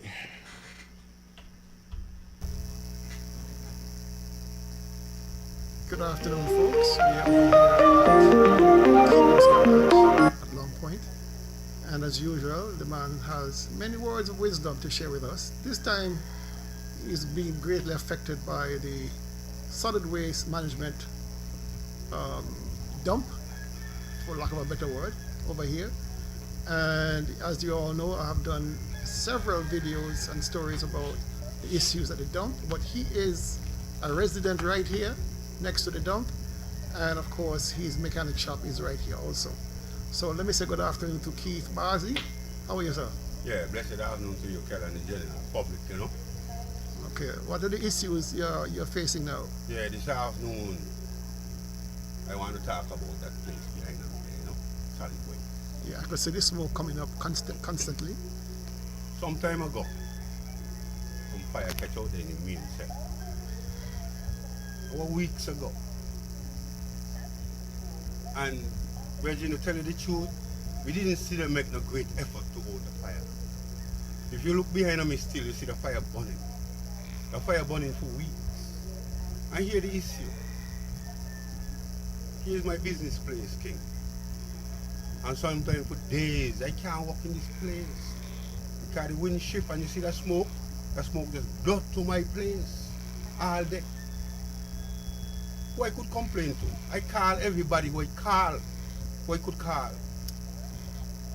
No proper answer. That smoke go not just to my place, but throughout the whole community. Cherry Garden, Prospect, Boneville, Bat, the whole place. How healthy that could be for us as a people, really and truly. So, you call the Ministry of Health? When I call everybody, you're the last somebody I call, and you stop so long to come. Sorry about that. So, this is what I call a one type dump, whereas by that I mean that everything is disposed here, whether it's hazardous waste, everything disposed, heavy metals, paints, everything. Nobody know in the burning, man. So when the smoke hits you, what do you get? What symptoms do you get when the smoke comes? Do you get like watery eyes? Shortness of breath. Shortness of breath. Yeah. Itchy skin. And them things there. I go leave this place. I go. I know when that happening, you know. I know when the smoke coming. I start to get shortness of breath and all them things there. So I just go leave. Sometimes for hours I can't be here. I go be waiting and watching for when the wind shift. And I complain to everybody. The last somebody I complain to is one lady walk on the board there on the board and board of solid waste. Yes, and she promised that the board is going to take care of it and the board is going to bring export and the board is going to this and the board is going to that. Look behind the still. Look behind the still. So nobody has done anything? Nobody has done anything. How long we going to live in this condition, man? I remember at one point it was an open flame and the Minister of Health actually visited some weeks ago. Yes. And her comment was let it burn. Is that you recall that happening? Well, I hear about it. Me never see it, but I hear people with that thing said the minister come down, visit the place and say like burn. I hear people who walk they say that. But that is an shame. Let what burn. They know what they're burning. They know how serious that is. Brethren, look below there. Below there is just an oil depot. Yes, Delta is below right next there door. is just an oil. I mean, we are crazy people. Below there is an oil depot. I wonder if the government know that. I wonder if the people who manage the place understand what's happening around here. We're sitting on a time bomb. We're sitting on a time bomb. And nobody care. Nobody concerned. So right next door is Delta fuel storage. Yes. Hundreds of thousands of gallons of fuel. And there's a direct pipeline to the power plant, underground pipeline for most of the way. And so you're saying it's an inherently dangerous position to be in when you have an open fire at the dump. Petroleum, you know what is petroleum? Yes. Gasoline, you know what is gasoline? And not 2 gallons, not 3 gallons, you know? Hundreds of gallons. Thousands of gallons. And we're taking these chances. We're taking these chances. Nobody can sound. But we don't wait till when the place bloom in fire. That's what we're waiting for. We're waiting till the place burn down. Let me say this to Nevis people, Jen, and they better hear. Let me say this to us. If we not take our business serious, if we not take our little island serious, we're going to lose it. And we're not just going to lose the island. We're going to lose our life in the process. Remember me said that? Because we are playing. All right. Sounds good. We are playing. Yeah. So I'm hoping that you do get some relief in this matter, and the authorities with all the consultants and budgets can find a solution. Well, Kel, one minute, you know, they know, they see, and they're responsible. They know, they see, and they're responsible. You do have an entire board that's being paid to manage the facility, and I would have thought that by now they would have put out some kind of notice that issue the dump is still a problem, because for all of the troubles that occurred before with the open flames and the billowing smoke, there was never any health warning by the Ministry of Health or any organization with the Ministry of Health to warn divisions who are suffering from any sort of respiratory problem to take heed that the issue of the dump still persists. I would have thought by now, Kibo, that they would have come and visited you and had some conversation with you regarding perhaps being vacating the place until they get the matter sorted. And did anybody come to speak to you about anything? No time, Virgin. And you think they care? Why they treating us like animals? Are we behaving like animals? Because we behaving so. People know this. People see how that be. What they saying, what they doing. We accept everything. We accept every single thing in this country, and that they are eating me out. Why do we accept everything? Why we accept that? That could ever be healthy for people? Look at that. Anybody see that could tell me that could be healthy? That burning for weeks. Virgin, in that manner.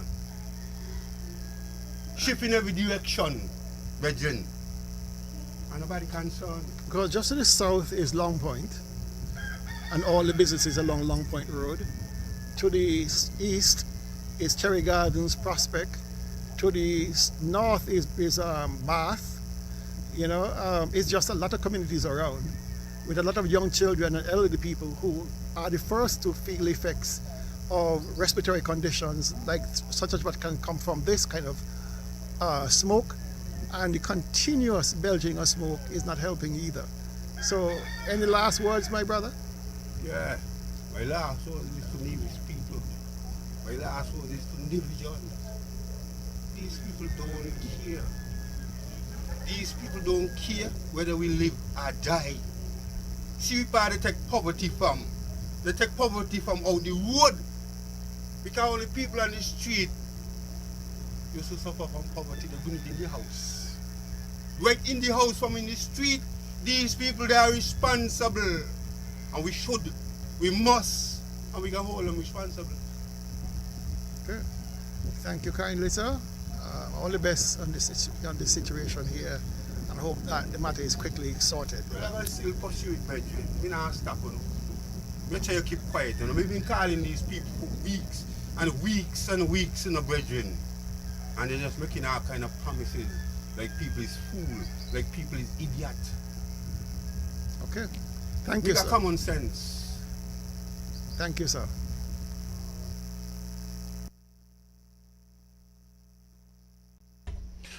Welcome back. Welcome back. Welcome back. Yeah. That was Kibo in his own words. I would have done that interview this week, and it has gone out on the cyberspace, and people are very concerned. Let's just take this call. Good afternoon, you on target. Good afternoon, Mr. Daly and Tulu. Good afternoon. And Mr. Daniel, Hensley, my friend. Good afternoon, how you doing? Very frightening. Very touching, very frightening. Keep up it strong. We will get over these things. Because we gonna get the weed of this. These vagabonds don't understand what's around here. Mr. Daly, and how far is Delta from there? They share a fence line. Just a fence line. Yes. You see these vagabonds busy and white people here and they don't care about poor people. And the community full of small children and elders, right? Yes. Telling I be a while. Have a good day. Thank you very much. Daily, just before I saw your post, my granddaughter came home from school and she told me that she was scared. I want to know what happened. It's as she's beginning to talk about the amount of smoke that come from down there and come to the mountain track. Yeah. Good afternoon, Target. Good afternoon, gentlemen. Good afternoon, sir. How are you today? Me, I'm excellent. I'm always good, man. I have you mentioned that the minister has not issued any statement on the harmful effects of toxic smoke, right? Yeah. Well, I guess they're operating under the maxim of ignorance and bliss. So if you don't know, it don't hurt you. What you don't know don't hurt you. Next thing that you haven't mentioned is I have nothing but praise for the garbage collection people. They are rain, sunshine, public holidays. They always pick up my garbage. I have nothing but praise for them. And I think sometimes we don't praise people who deserve it. My concern, though, is how many people they have working down there? When they collect my garbage, they actually have to take it to the landfill and to the dump and dump it, yeah? Yes. Well, what is protecting them from this toxic smoke? Nothing. They have, to be honest with you, only recently the workers were, I would have written a lot of articles before they even put in a shower facility down there. I'm not taking credit for it, but it's only recently a shower was put in. So persons who work there, persons who pick up your garbage and pick up my garbage, persons who make sure that the garbage is treated as best as possible, only recently got a shower. They were able to change and take a shower and change into their home clothes, as they call it. Before that, they used to take the transports with their old dirty clothes. I mean, they were treated less than. And there are some of the government workers who are going beyond the call. Yeah. You cannot criticize their work ethic. Yep. They are marvelous. Yep. And the final thing is, can water out this fire? Can what? Water, H2O. Can it? They'll have to open up that cell. They call them cells. They'll have to open it. The fire truck from the Charleston Fire Service has made several trips in an attempt, but that cell, they need to get an excavator with a long boom and rip open that cell and get down to the bottom of it, because water gonna go to this its natural level. It's gonna create its own course. It may not find a course that will out the fire, because nobody knows how deep it is.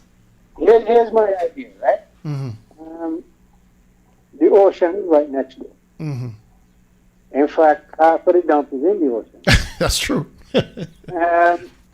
No, if I remember my O-level chemistry, salt is a fire retardant, right? It is. Put some pumps down there and just flood the whole thing with salt water. That's an idea. Don't use the fire truck, because that's using up precious potable water. Just put a couple big pumps down there and just pump it up full of seawater. You got a point. If and when it puts the fire out, the salt will remain in the area, and the salt itself becomes a fire retardant for the future. But that's just my simple little brain working over that. Thank you for that, sir. Good suggestion. Okay then. All right. That's a good suggestion. The ocean is right there. Matter of fact, a lot of the garbage ends up into the ocean because there's no space left. So a lot of the waste actually pushed into the sea to make new room. And I think it'll be a good idea, perhaps, to get some huge pumps, as the caller indicated, and simply flood the cell that is on fire. Let's take this call. Good afternoon, you're on target. Good afternoon again. Good afternoon. The suggestion, this caller over there, is probably a good one, but with that fire down there, I remember when the dump was being put together. If that fire is deep down there, how deep is it? I don't know. Because there's a plastic membrane down there. And with a fire going on down there, it's tends to extreme temperatures. What's the condition of that? I'll tell you one thing, caller. That membrane was burnt a long time ago. Must be. Yeah, there you go. Mm-hmm. And then back to the water system. One of the main problem is that I think if it might have been Minister Congressman had reported unmetered water, meaning that the water that they pump from the wells is, let's say, 200 gallons, and a very high percentage of it get to the customer, it doesn't get meter the customer. So it's leakage. Mm-hmm. The water distribution system is in standards. All right. The difference with that and Nevis is that we keep upgrading our system. A previous caller spoke about tanks. We build tanks, we purchase and build tanks, and we have replaced them. We had some fiberglass tanks for the longest while. I keep wondering what is the condition of the water with those fiberglass tanks. No, have been replaced. Most of them have been replaced, if not all, with glass-lined metal tanks. Mm-hmm. Which is a better quality. I mean, the distribution lines. We had a big project where we had like 8 40-foot containers of this high quality plastic pipe. Yes. That were installed. The whole system was upgraded. I mean, who got cast iron pipes in it till this time? Could just describe themselves as being antiquated. And that's the reason why they're losing so much water. They need to fix the distribution system first. Because they're probably pumping enough water, or close to enough water, but it's not reaching the meter, and it's not reaching the customer. Okay. Two problems here. The water they pump not getting paid for, that points to efficiency, and the water that they pump not reaching the customer. Again, efficiency. All right. So they have a lot to do before they start getting into this big $50 million expense. So that makes sense. All right. Thank you, caller. All right. So we got to move on. Now, the issue with the dump, with this fire, I mean, that's the tip of the iceberg. Of course. This allows for wider discussion about the future That's right, of waste disposal and management here on Nevis. Because that dump has long expired. It was never meant to be operated the way it is being operated. It was never meant to be this huge mountain of garbage. And so the conversation, this perhaps will be better suited for a long-term conversation as to the solution. All right, we're going back to the call. Recycling, waste. Good afternoon, you're on target. Yes, I have another point I wanted to make. It concerns geothermal. We have been made to we were convinced that geothermal is the way to go. how it's a game changer. We could supply the rest of the world with energy. Well, Mr. Daly, you know, the problem is we do not have the resources to do it. We look outside, everybody come in, they want to tell us how expensive it is to put it up. And the fallout from that is that they want to take it over, reap all the benefits. And then, well, by right, if they invest, they should benefit. But they're looking at giving the country 2% and that kind of thing. How is that beneficial to the country? And these politicians we have, either they're not telling us the truth, or they're not thinking, they're not studying what they're doing. Because that is what you're talking about now. Some outside developer. And the latest talk is just developing it. The island would not see anything of it. I'm talking about past experience. I don't have to learn that again. Whenever these governments get money, do not go down to the economy, do not go down to the average man in the street, do not go down to the infrastructure the way it should. Okay. And I do not see why, if our leaders are saying that the economy is bad and it's failing and that kind of thing, I don't see why they raise their own salary. They're doing a bad job. Doing in the last year. Okay. That's my observation and that's my opinion. Thank you, sir. I just want to. They're doing a bad job and getting themselves a raise. Okay, makes sense. I just wanted to join you in saying that the question of waste management is a larger issue which requires a lot of other issues, and these piecemeal things cost a lot of money in the short run. So it's time for a strategic, systematic way how to deal with matters of recycling and all those waste to energy matters of even to manage today's present waste.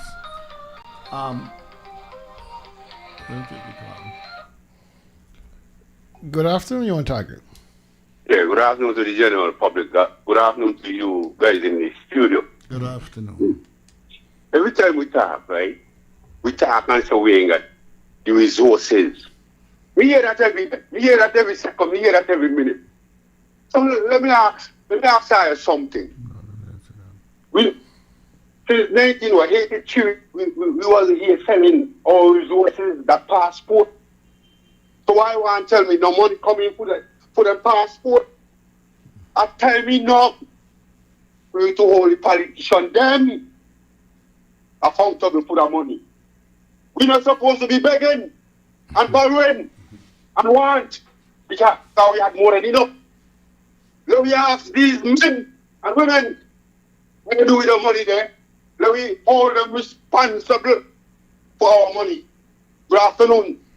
Thank you, sir. Yeah, I don't know if we have enough time this afternoon to delve into what it will take to construct and manage a solid waste facility, because it is well overdue. Nevis is 36 square miles. The government is contemplating giving away 4 square miles of it. And we need to figure out the challenges of having to deal with waste disposal. All right, perhaps at another time we will have more conversations about that. But just to give you I just don't like to criticize. I also like to give solutions. All right. Now, the caller on the video would have indicated that that fire has been burning for some time. Let's go back to the call here. Good afternoon, John Target. Yeah, good afternoon again. Sure, we'll say about solid waste this afternoon because we don't got much to say this afternoon. But this country trained men and women to operate that place. Nevis trained men and women to operate the place. Ask them where they're there. Ask them if I them up. Good afternoon. All right. All right. It's a good thing this program is not called Telling Me, because you'd have to tell me where they're working. But any which way, the issue of fire in the dump is a serious one. Terrible. Because it is a mix, what's at the dump is a mix of all types of material. Whether they are heavy metals, which are quite carcinogenic, meaning causing cancer. You have paints, paint thinner. You have formaldehyde from over there at MUA, where they preserve the dead bodies over there, the cadavers. You have pesticides, herbicides. You have heavy metals. You have everything over there burning. And whatever is in that smoke, there are no smoke monitors to determine whether there are hazardous materials in that smoke. There are no monitoring at all. There's no monitoring at all over there. So there must be a new protocol to deal with how do you dispose of hazardous waste. It cannot be simply put in the dump.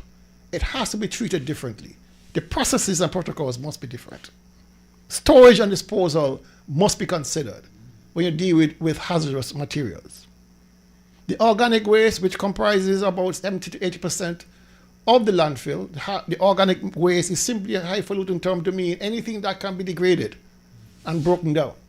Cardboard, paper, trees, grass. Those things there must go through a composting cycle and have that material then being used by farmers to augment their soils. What do we do with the human waste that is simply being dumped and pumped into open pits over there, untreated, in the environment, open to flies and cockroaches and rats, in a community that includes Long Point, Bath, Cherry Gardens, and Prospect? Do you know that we are dumping millions of gallons per year of untreated human sewage, human waste, in open pits there at the landfill? Do you know that? Open, untreated. It's happening every day. There are now more shit pump trucks on Nevis than ever before. And they're simply backing up to these pits and discharging human waste, untreated, into the atmosphere. Do you know that? How do we deal with that? The vehicles, all those abandoned vehicles that are homes now for rats and roaches over there at the landfill. We have long said, use them as artificial reefs.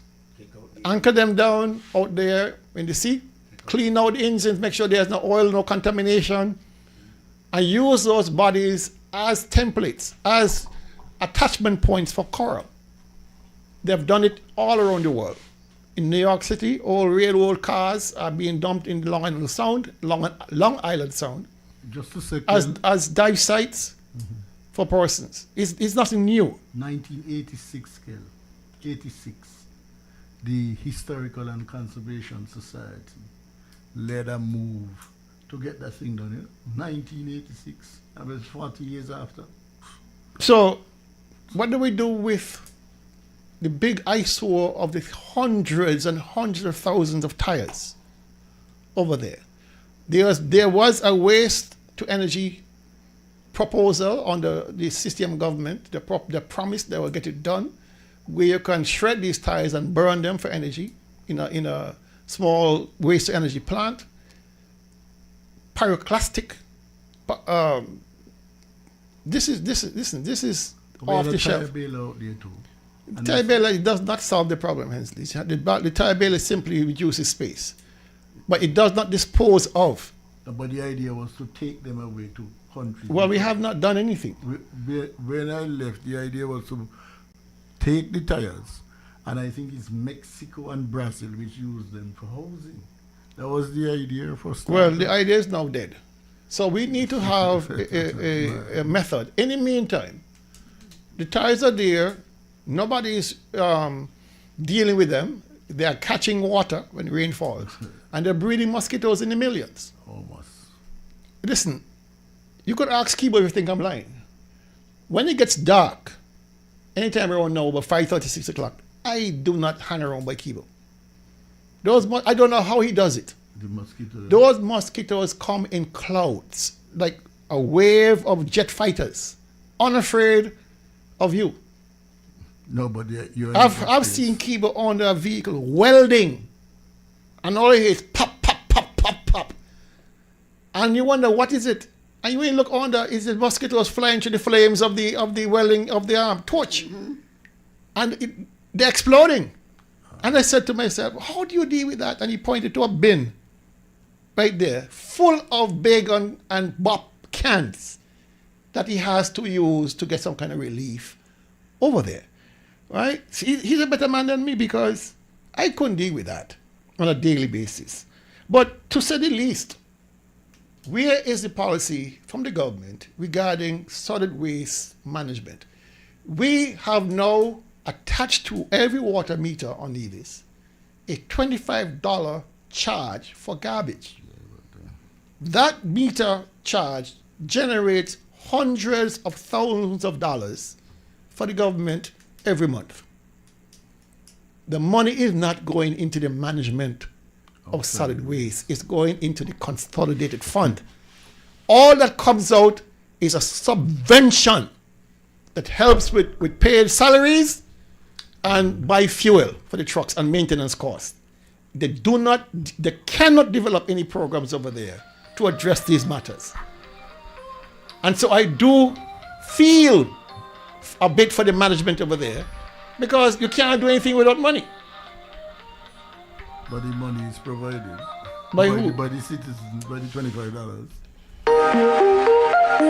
Good afternoon, on target. Yeah. Good afternoon again. What about the $5,000 environmental fee they collect at the port? That's a good point. Yeah. What about that there? What they do with that? Well, let me say this here to the inhabitants of Nevis and Nevis people and all of us, right? The nigger man there, willfully, spitefully, do what you do. You do it in spite. And we could say that you could live better, or he decided to keep us to live like animals. And you up to us if we want to continue in this year. Good afternoon. Thank you, sir. There's a comment, Rubilet Crute, she's saying tires should definitely not be burnt. Terrible toxicity that is common knowledge. Well, I hate to disagree with you. Perhaps the old waste to energy plants would have had that problem, but the new plants I've seen being constructed with very new technology, where they use scrubbers to remove any toxic elements from the smoke. Those are quite effective in reducing any contamination that's released into the atmosphere. So though I know for a fact those plants exist, the technology exists, it's just the willingness now to invest in that type of technology to burn tires. All right. Other than that, what do you do with them? And I know in France they have pulverized them and used them in asphalt plants to lay on the roads. Yeah. In Nigeria and Ghana, I saw a new project where they're turning them into tiles, rubber tiles, rubber mats. So there's a host of ideas which you can now go out there and shop around and see what works for you, but not doing anything at all. But that's the problem. Is the problem. That's the problem, not doing all anything. right. So we have. It's now 20 past. I don't want to go much longer because I know people are tired. And I'm beginning to get tired. And the last item, please hold your calls until we're finished, if you indeed had planned to call, is the announcement by the Prime Minister that he plans to or has already decided to create an independent oversight body to examine the development agreement between the NIA and Destiny, to look at all of the attending documentation that Mr. Brantley would have sent down to the Prime Minister on the 29th. Apparently what he sent on the 23rd of December was an insult to the Prime Minister. So they were promptly taken to the woodshed and given some lashes, and therefore they sent now the signed copy of the development agreement along with all attending evidence that this is a viable project to the Prime Minister. He has now said he plans to apply Article 9 of the SSC legislation, which speaks to independent oversight bodies. And I want to read to you what Article 9 says. The Prime Minister, with respect to the government, or the Premier, with respect to the Nevis Island Administration, may establish independent oversight bodies to receive and review new applications from potential zone developers, or to monitor zone developer compliance with the terms of any development agreement. All right? So he has chosen to implement this. You notice with the language of this article, he says that the Prime Minister may establish. The Prime Minister has decided he will, and he shall do it. Shall is more specific. Right? He shall do it. So may has become shall now? In his mind. In his mind, may shall become shall. May has become shall. May has become they got me tie up now. So the may has become shall, and so the Prime Minister has exercised his right, his shallness, to foment this body, which is an independent oversight body. He did indicate that these are different people than those that review the framework for the SSC legislation.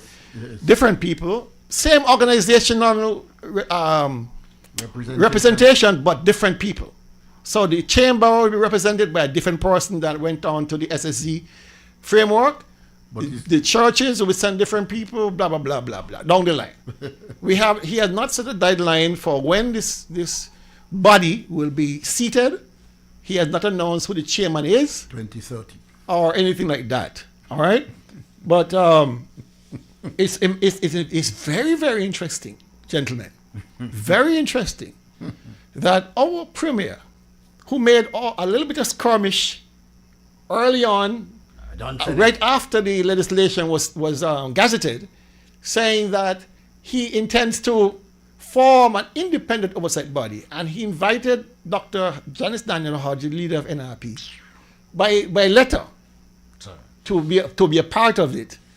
And she asked for more information before she agreed to, because she wanted to know whether it was to review the entire application process or simply to report on the progress of the development. Mr. Brantley never got back to her.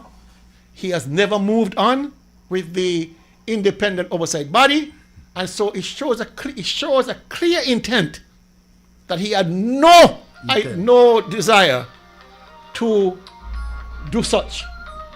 I am happy that the Prime Minister has decided that he shall do it. Right? And the thing that bothers me with this is when you hear the Premier speak, that this is a defining moment, a game changer. You would have thought that he wants to make sure every T is crossed, every I dotted, to ensure, one, that we don't come out losing, and two, we not become liable for anything. The liability cost is significant.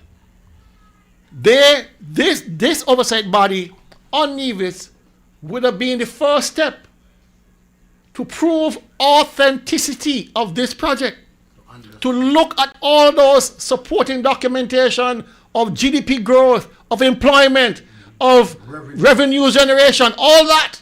Environmental protection. Double check and triple check those numbers that you were given by Destiny. But instead, he's all knowing. He's all bright. Monarch. He is the monarch of all things. And therefore, his signature is all that is needed. Get the hell out of here. Oh no. Put as many eyes on that project as possible.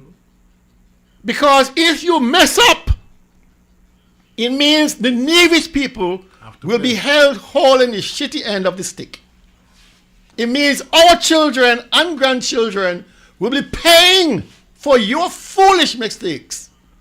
We can't afford that, and we can't have that. Willfulness and recklessness, not mistake. Willful Right? recklessness. I do not know what Mr. Johnson have on our premier.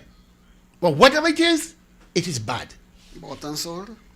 Whatever it is bad, because I cannot imagine that you are building a house and you're not going to get the best advice possible as to the cost, the labor, the materials, the contractor, the quality of the people, the honesty of the contractor before you build.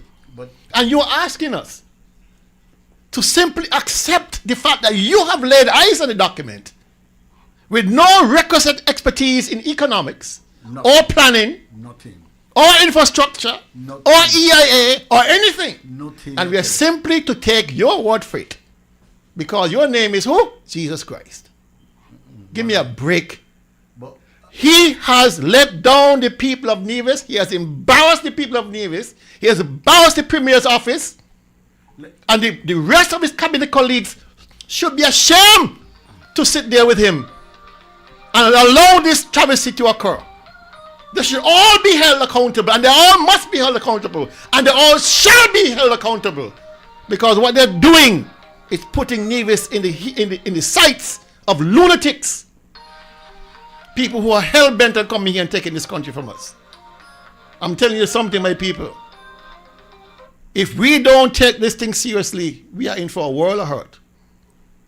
And I recognize the fact that the Prime Minister is trying to make sure he saves himself. Because he can now claim these eyes were put on the documents, not mine. And the eyes said. And the eyes said this, and the eyes said that. And the eyes have it. Our Premier, 10 man in one.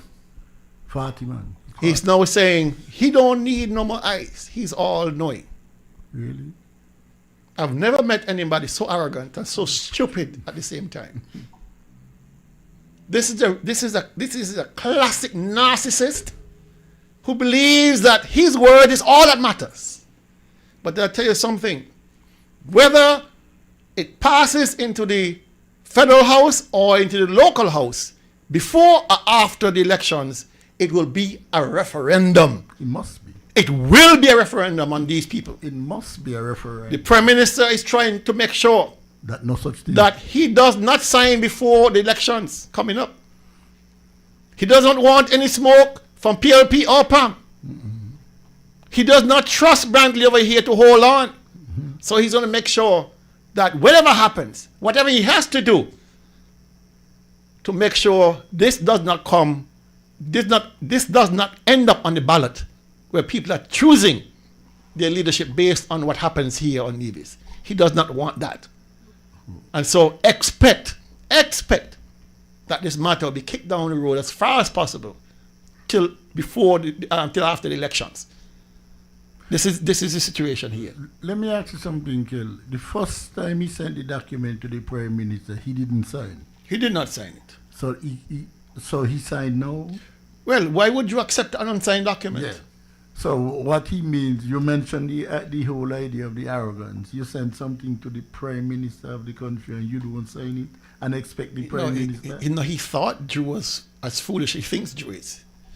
But Drew surely means not as foolish as he thinks. Because if you sign and I ain't sign. But you don't sign and you send for me to sign? Yeah. Well, kindergarten logic. Come on. I was under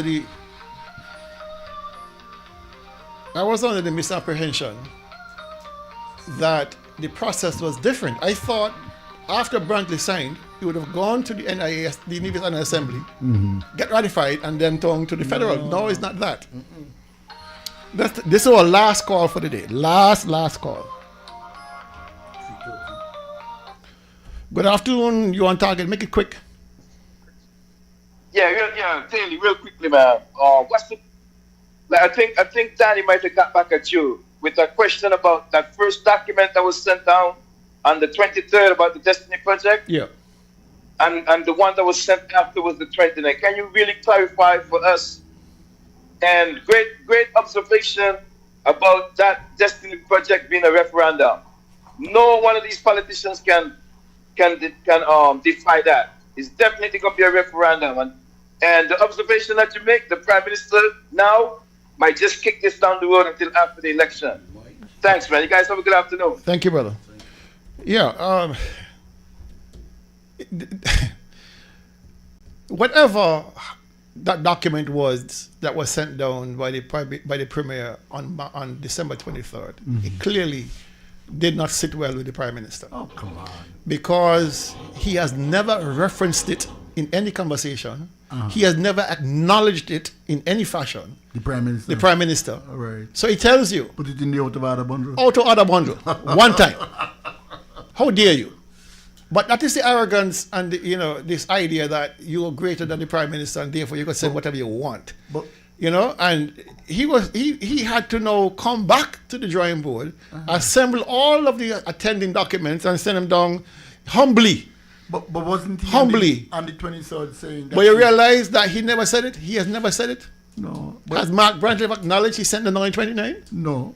But he said something about the Prime Minister's office sent out the release that they have now received the documentation for Destiny and they will intend to use the Article 9 to deal with it. Right? Brantley has, maybe I'm wrong, I have never heard him acknowledge that he sent it out on the 23rd. On the 29th of January. We know by 23rd because I said it. The Prime Minister has never acknowledged it. It was resent on the 29th. Now he comes out and says, yes, I know I have received it. But wasn't it on the 23rd, Kelly, when he sent it, he said, well, this is an Nevis document. Yeah, that's brag. I don't expect them to take long. I mean, let me tell you something. One other thing I have to say, which is a repeat of what I said on Thursday. Mark Brantley don't want this thing dealt with either. Mark is playing Punumunu. He's playing smart by giving Johnson the idea that he is pushing as hard as he can. Because come on, clearly, it's clear to everybody. Even with one brain cell, realize the Premier has been compromised.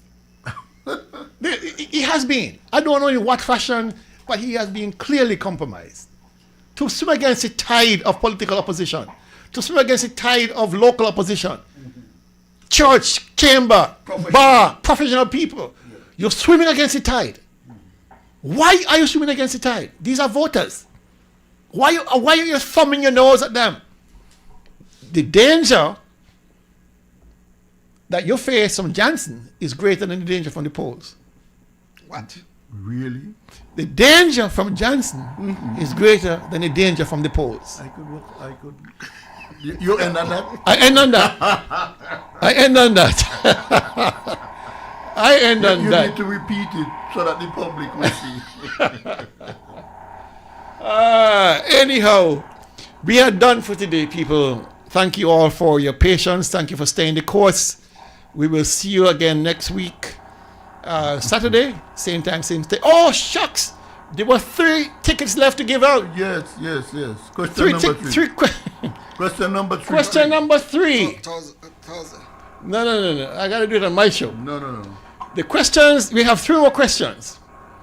There are 3 members of CARICOM begin with letter B. 3 letters, 3 members of CARICOM, first letter begin with letter B. Name them quickly, please.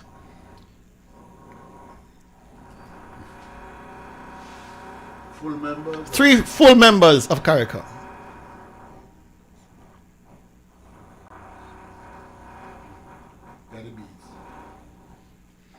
You have them? Of course. So that's up to me. Or should I tell you and then you give somebody Tell me. No. Somebody has to call in. Has to call in. 3 members of CARICOM, first letter B. One is Barbados. No. I ain't giving out anymore. You can't give no clue. No, you can't give a clue. No, this is... Nobody's listening? Nobody's calling? Who? People breakfast? Come on. They check in the encyclopedia. Here we go. Now they check Google. Good afternoon, you on target. Yeah, Barbados and Belize. Correct. Okay. Correct. I'll give you that. Even though Antigua and Barbados is... No, Antigua begins with A. All right. It's Barbados, Belize, and Barbados, you have 2 out of 3. This is Bermuda or Barbuda? No, it's a Bermuda. Bermuda. Bermuda is not a full member. So you got 2 out of 3. No, the idea, he didn't know the other 3. Huh? I know the 3. I know you know the 3, Ainsley. It's not for you. I was wondering if you said them. No. He knows all the members and associate members and the in-associate members. 3 full-time members, first name B. Somebody checking the Google. Good afternoon, you're on target. Let me hear you. Hello? Hello, good afternoon, you're on target. Barbados, Bahamas, Belize. Whoa, okay, winner. Who am I taking to? Marilyn Holiday. Marilyn Holiday. All Yes. right. Okay, good. All right, we got one more question. We got 2 more questions.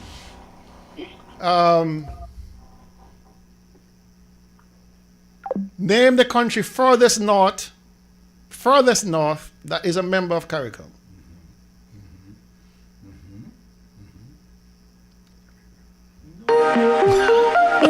Full-time member. Good afternoon, on target. Let me hear. Barbados, Belize, and Bahamas. You're late, brother. Somebody don't got that answer. The next question is, name the island furthest north that is a member of CARICOM. Jamaica. Let's go to the phones. Good afternoon, you're on target. Bahamas. Ah, you're a winner. You are a winner. Who is this? Amanda Robert. Amanda.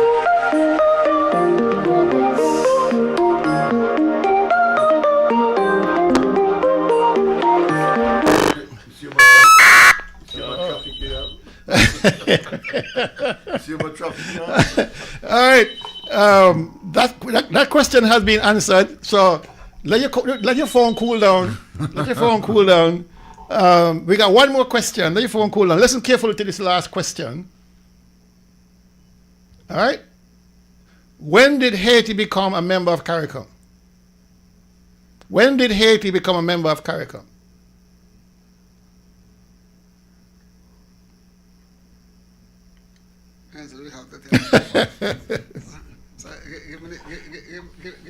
When did Haiti become a member of CARICOM? They're checking the Google. They're checking Google. I'm asking him to tell me. He tell me they're checking Google. I'm not going to Google with you. Nobody can find that yet. If you tell me, me tell the rest. No, I don't want you to tell the rest. That's Okay. why. Let's see. Check your encyclopedia, your student companion. I'll have to go Google to find that. When did Haiti become a member of CARICOM? Where are your phones? Where are your phones? Where are your phones? Come on. Nobody calling? Breakfast. You got delicious breakfast on the line. All kind of things.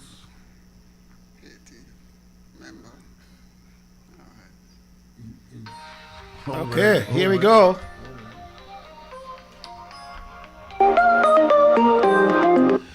Good afternoon, you're on target. Good afternoon. Is it July the 2nd? What year? What year? What year? I can't remember the year. I need the year. Thank you. Check your Google. You got a call coming in. Let's hear it now. Let's hear it. Yes, what your answer? Hello? Hello, good afternoon, your target. What year? 2002. Oh, you're a winner, you are a winner. Who am I speaking to? Give it to Idella. Idella Newton? Yes, please. All right. That's what Tanya said. All right. You have more breakfast, huh? Yeah. Huh? No, that's 5. All right. Huh? You want some more? All right. Hensley sponsoring 2 more breakfasts.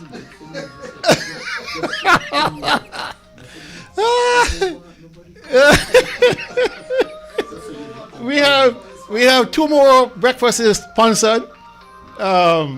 So listen to the call. Hang up now, please, because those breakfasts are gone. We got 2 more to go on the table. Hence, you got a question, not about cock system, please.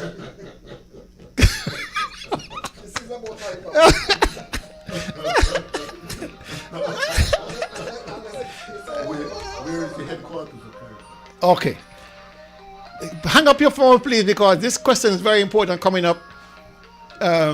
If you answer right, you get a breakfast. I don't want people to lose the opportunity. So hang up and listen, and then you can call back and get the answer. All right?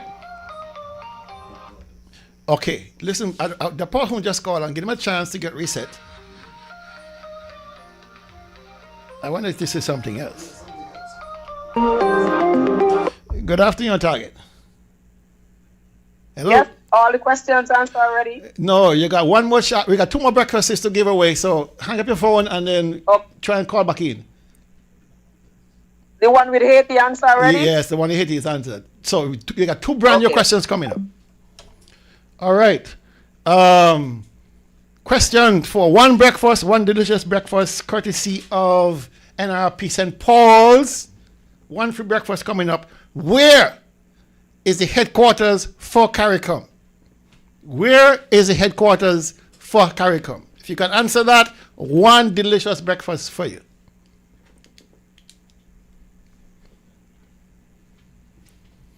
And we are waiting. Tick tock, tick tock. Nobody? I thought this would be the easiest one. We got a call coming in. Good afternoon. Where's where is CARICOM's headquarters? If you answered before, you can answer again. Excuse me? If you answer the question before, you could answer the next one. Of course. Guyana. Guyana is the winner. Guyana is the winner. Your name is? Davika Prasad. Davika? Prasad. He's from Guyana. Prasad. Okay, Davika Prasad. From Guyana. You're from Guyana. You're cheating, you know. All right, Davika. Congratulations on that. We got 1 more question. 1 more question. Hold on. Somebody's calling here. Good afternoon, you're on target. Hello? Hello, good afternoon, you're on target. Hello, good afternoon, you're on target. Hello? Somebody answer that last question, man? Yeah, that question is gone. The headquarters of CARICOM. You guys need to get some speed dials, man. All right.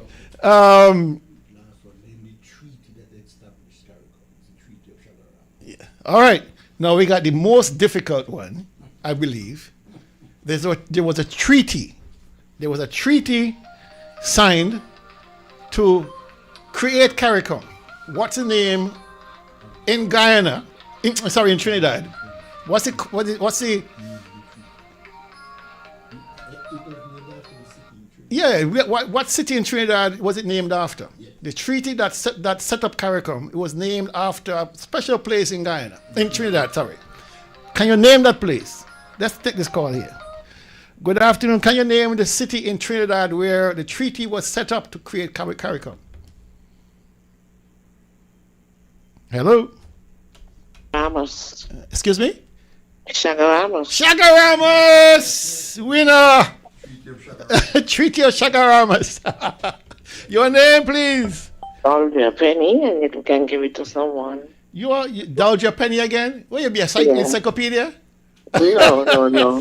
She works in the regional. Go ahead. All right, I remember Doll. that from primary school, man. Okay, cool. Treat your shakaramas. All right, Doll.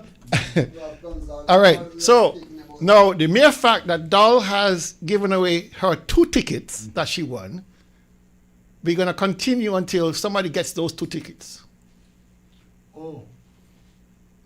Somebody now can come. Somebody can now get the gift from Doll and call in for. To you. Yes, I'm gonna now decide to put those up there for person to call and win. I don't care.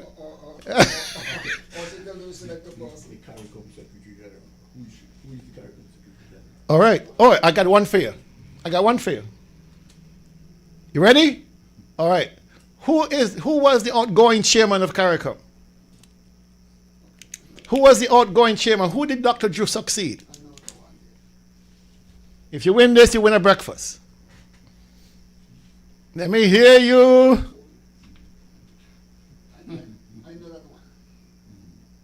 Nobody? Nobody? Come on, check it there. All right. Here we go. Yes, sir. Good afternoon. Who is the outgoing chairman of CARICOM? Hello? Oh, sorry. It was my fault. Go ahead. Barbados. Excuse me? Yeah, Motley, Barbados. No. Sorry. You got that one wrong. Good afternoon. You on target? Who's the name of the person outgoing? Good afternoon. Who was the outgoing chairman of CARICOM? Holiness. Yeah. You're the winner. Your name is? Hold on, please. You got too much calls. Say again, please. That was Andrew Holness. Give it to some deserving person. Okay. All right, so we still got 2 tickets. Let's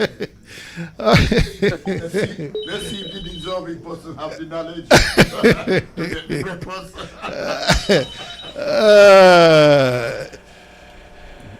Good afternoon, you on target. Hello. Is it Scarrett? Excuse me? Is it Scarrett? I'm not hearing that. Is it Scarrett? No. All right. We got any more questions? No, we still got 2 breakfasts.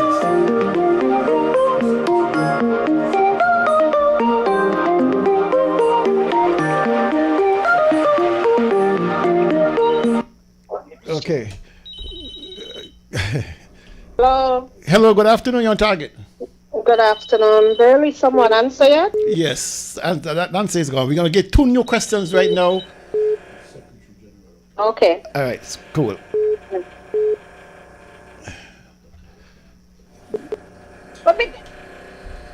All right, 2 new questions because persons are calling, winning, and donating the questions back. I think it's an attempt to keep me here in the studio for a long time. No, giveaways create attention. All right, we got 2 more tickets to give out. Okay, let me ask you this. We went furthest north, furthest south member of CARICOM. Yes. Furthest south member of CARICOM. Where is that? Furthest south. Anybody? Going once. Going twice. Furthest south territory for CARICOM.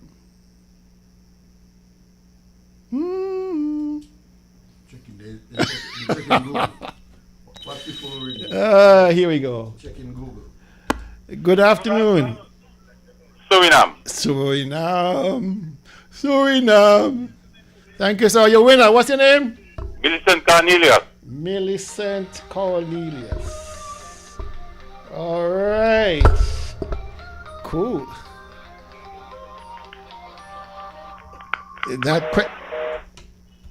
Caller, that question is gone. Guyana. Nope. Sorry.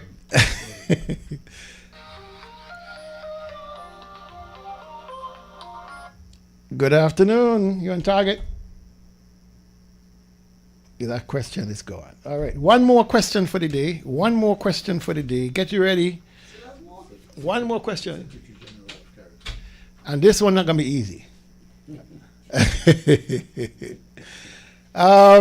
Secretary General of CARICOM. Secretary General, who is the existing Secretary General of CARICOM?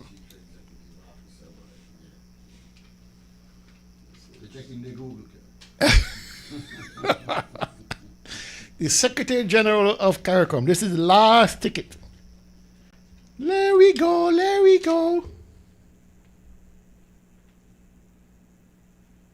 Nope. Nobody calling. Nobody knows. No, they're checking the Google.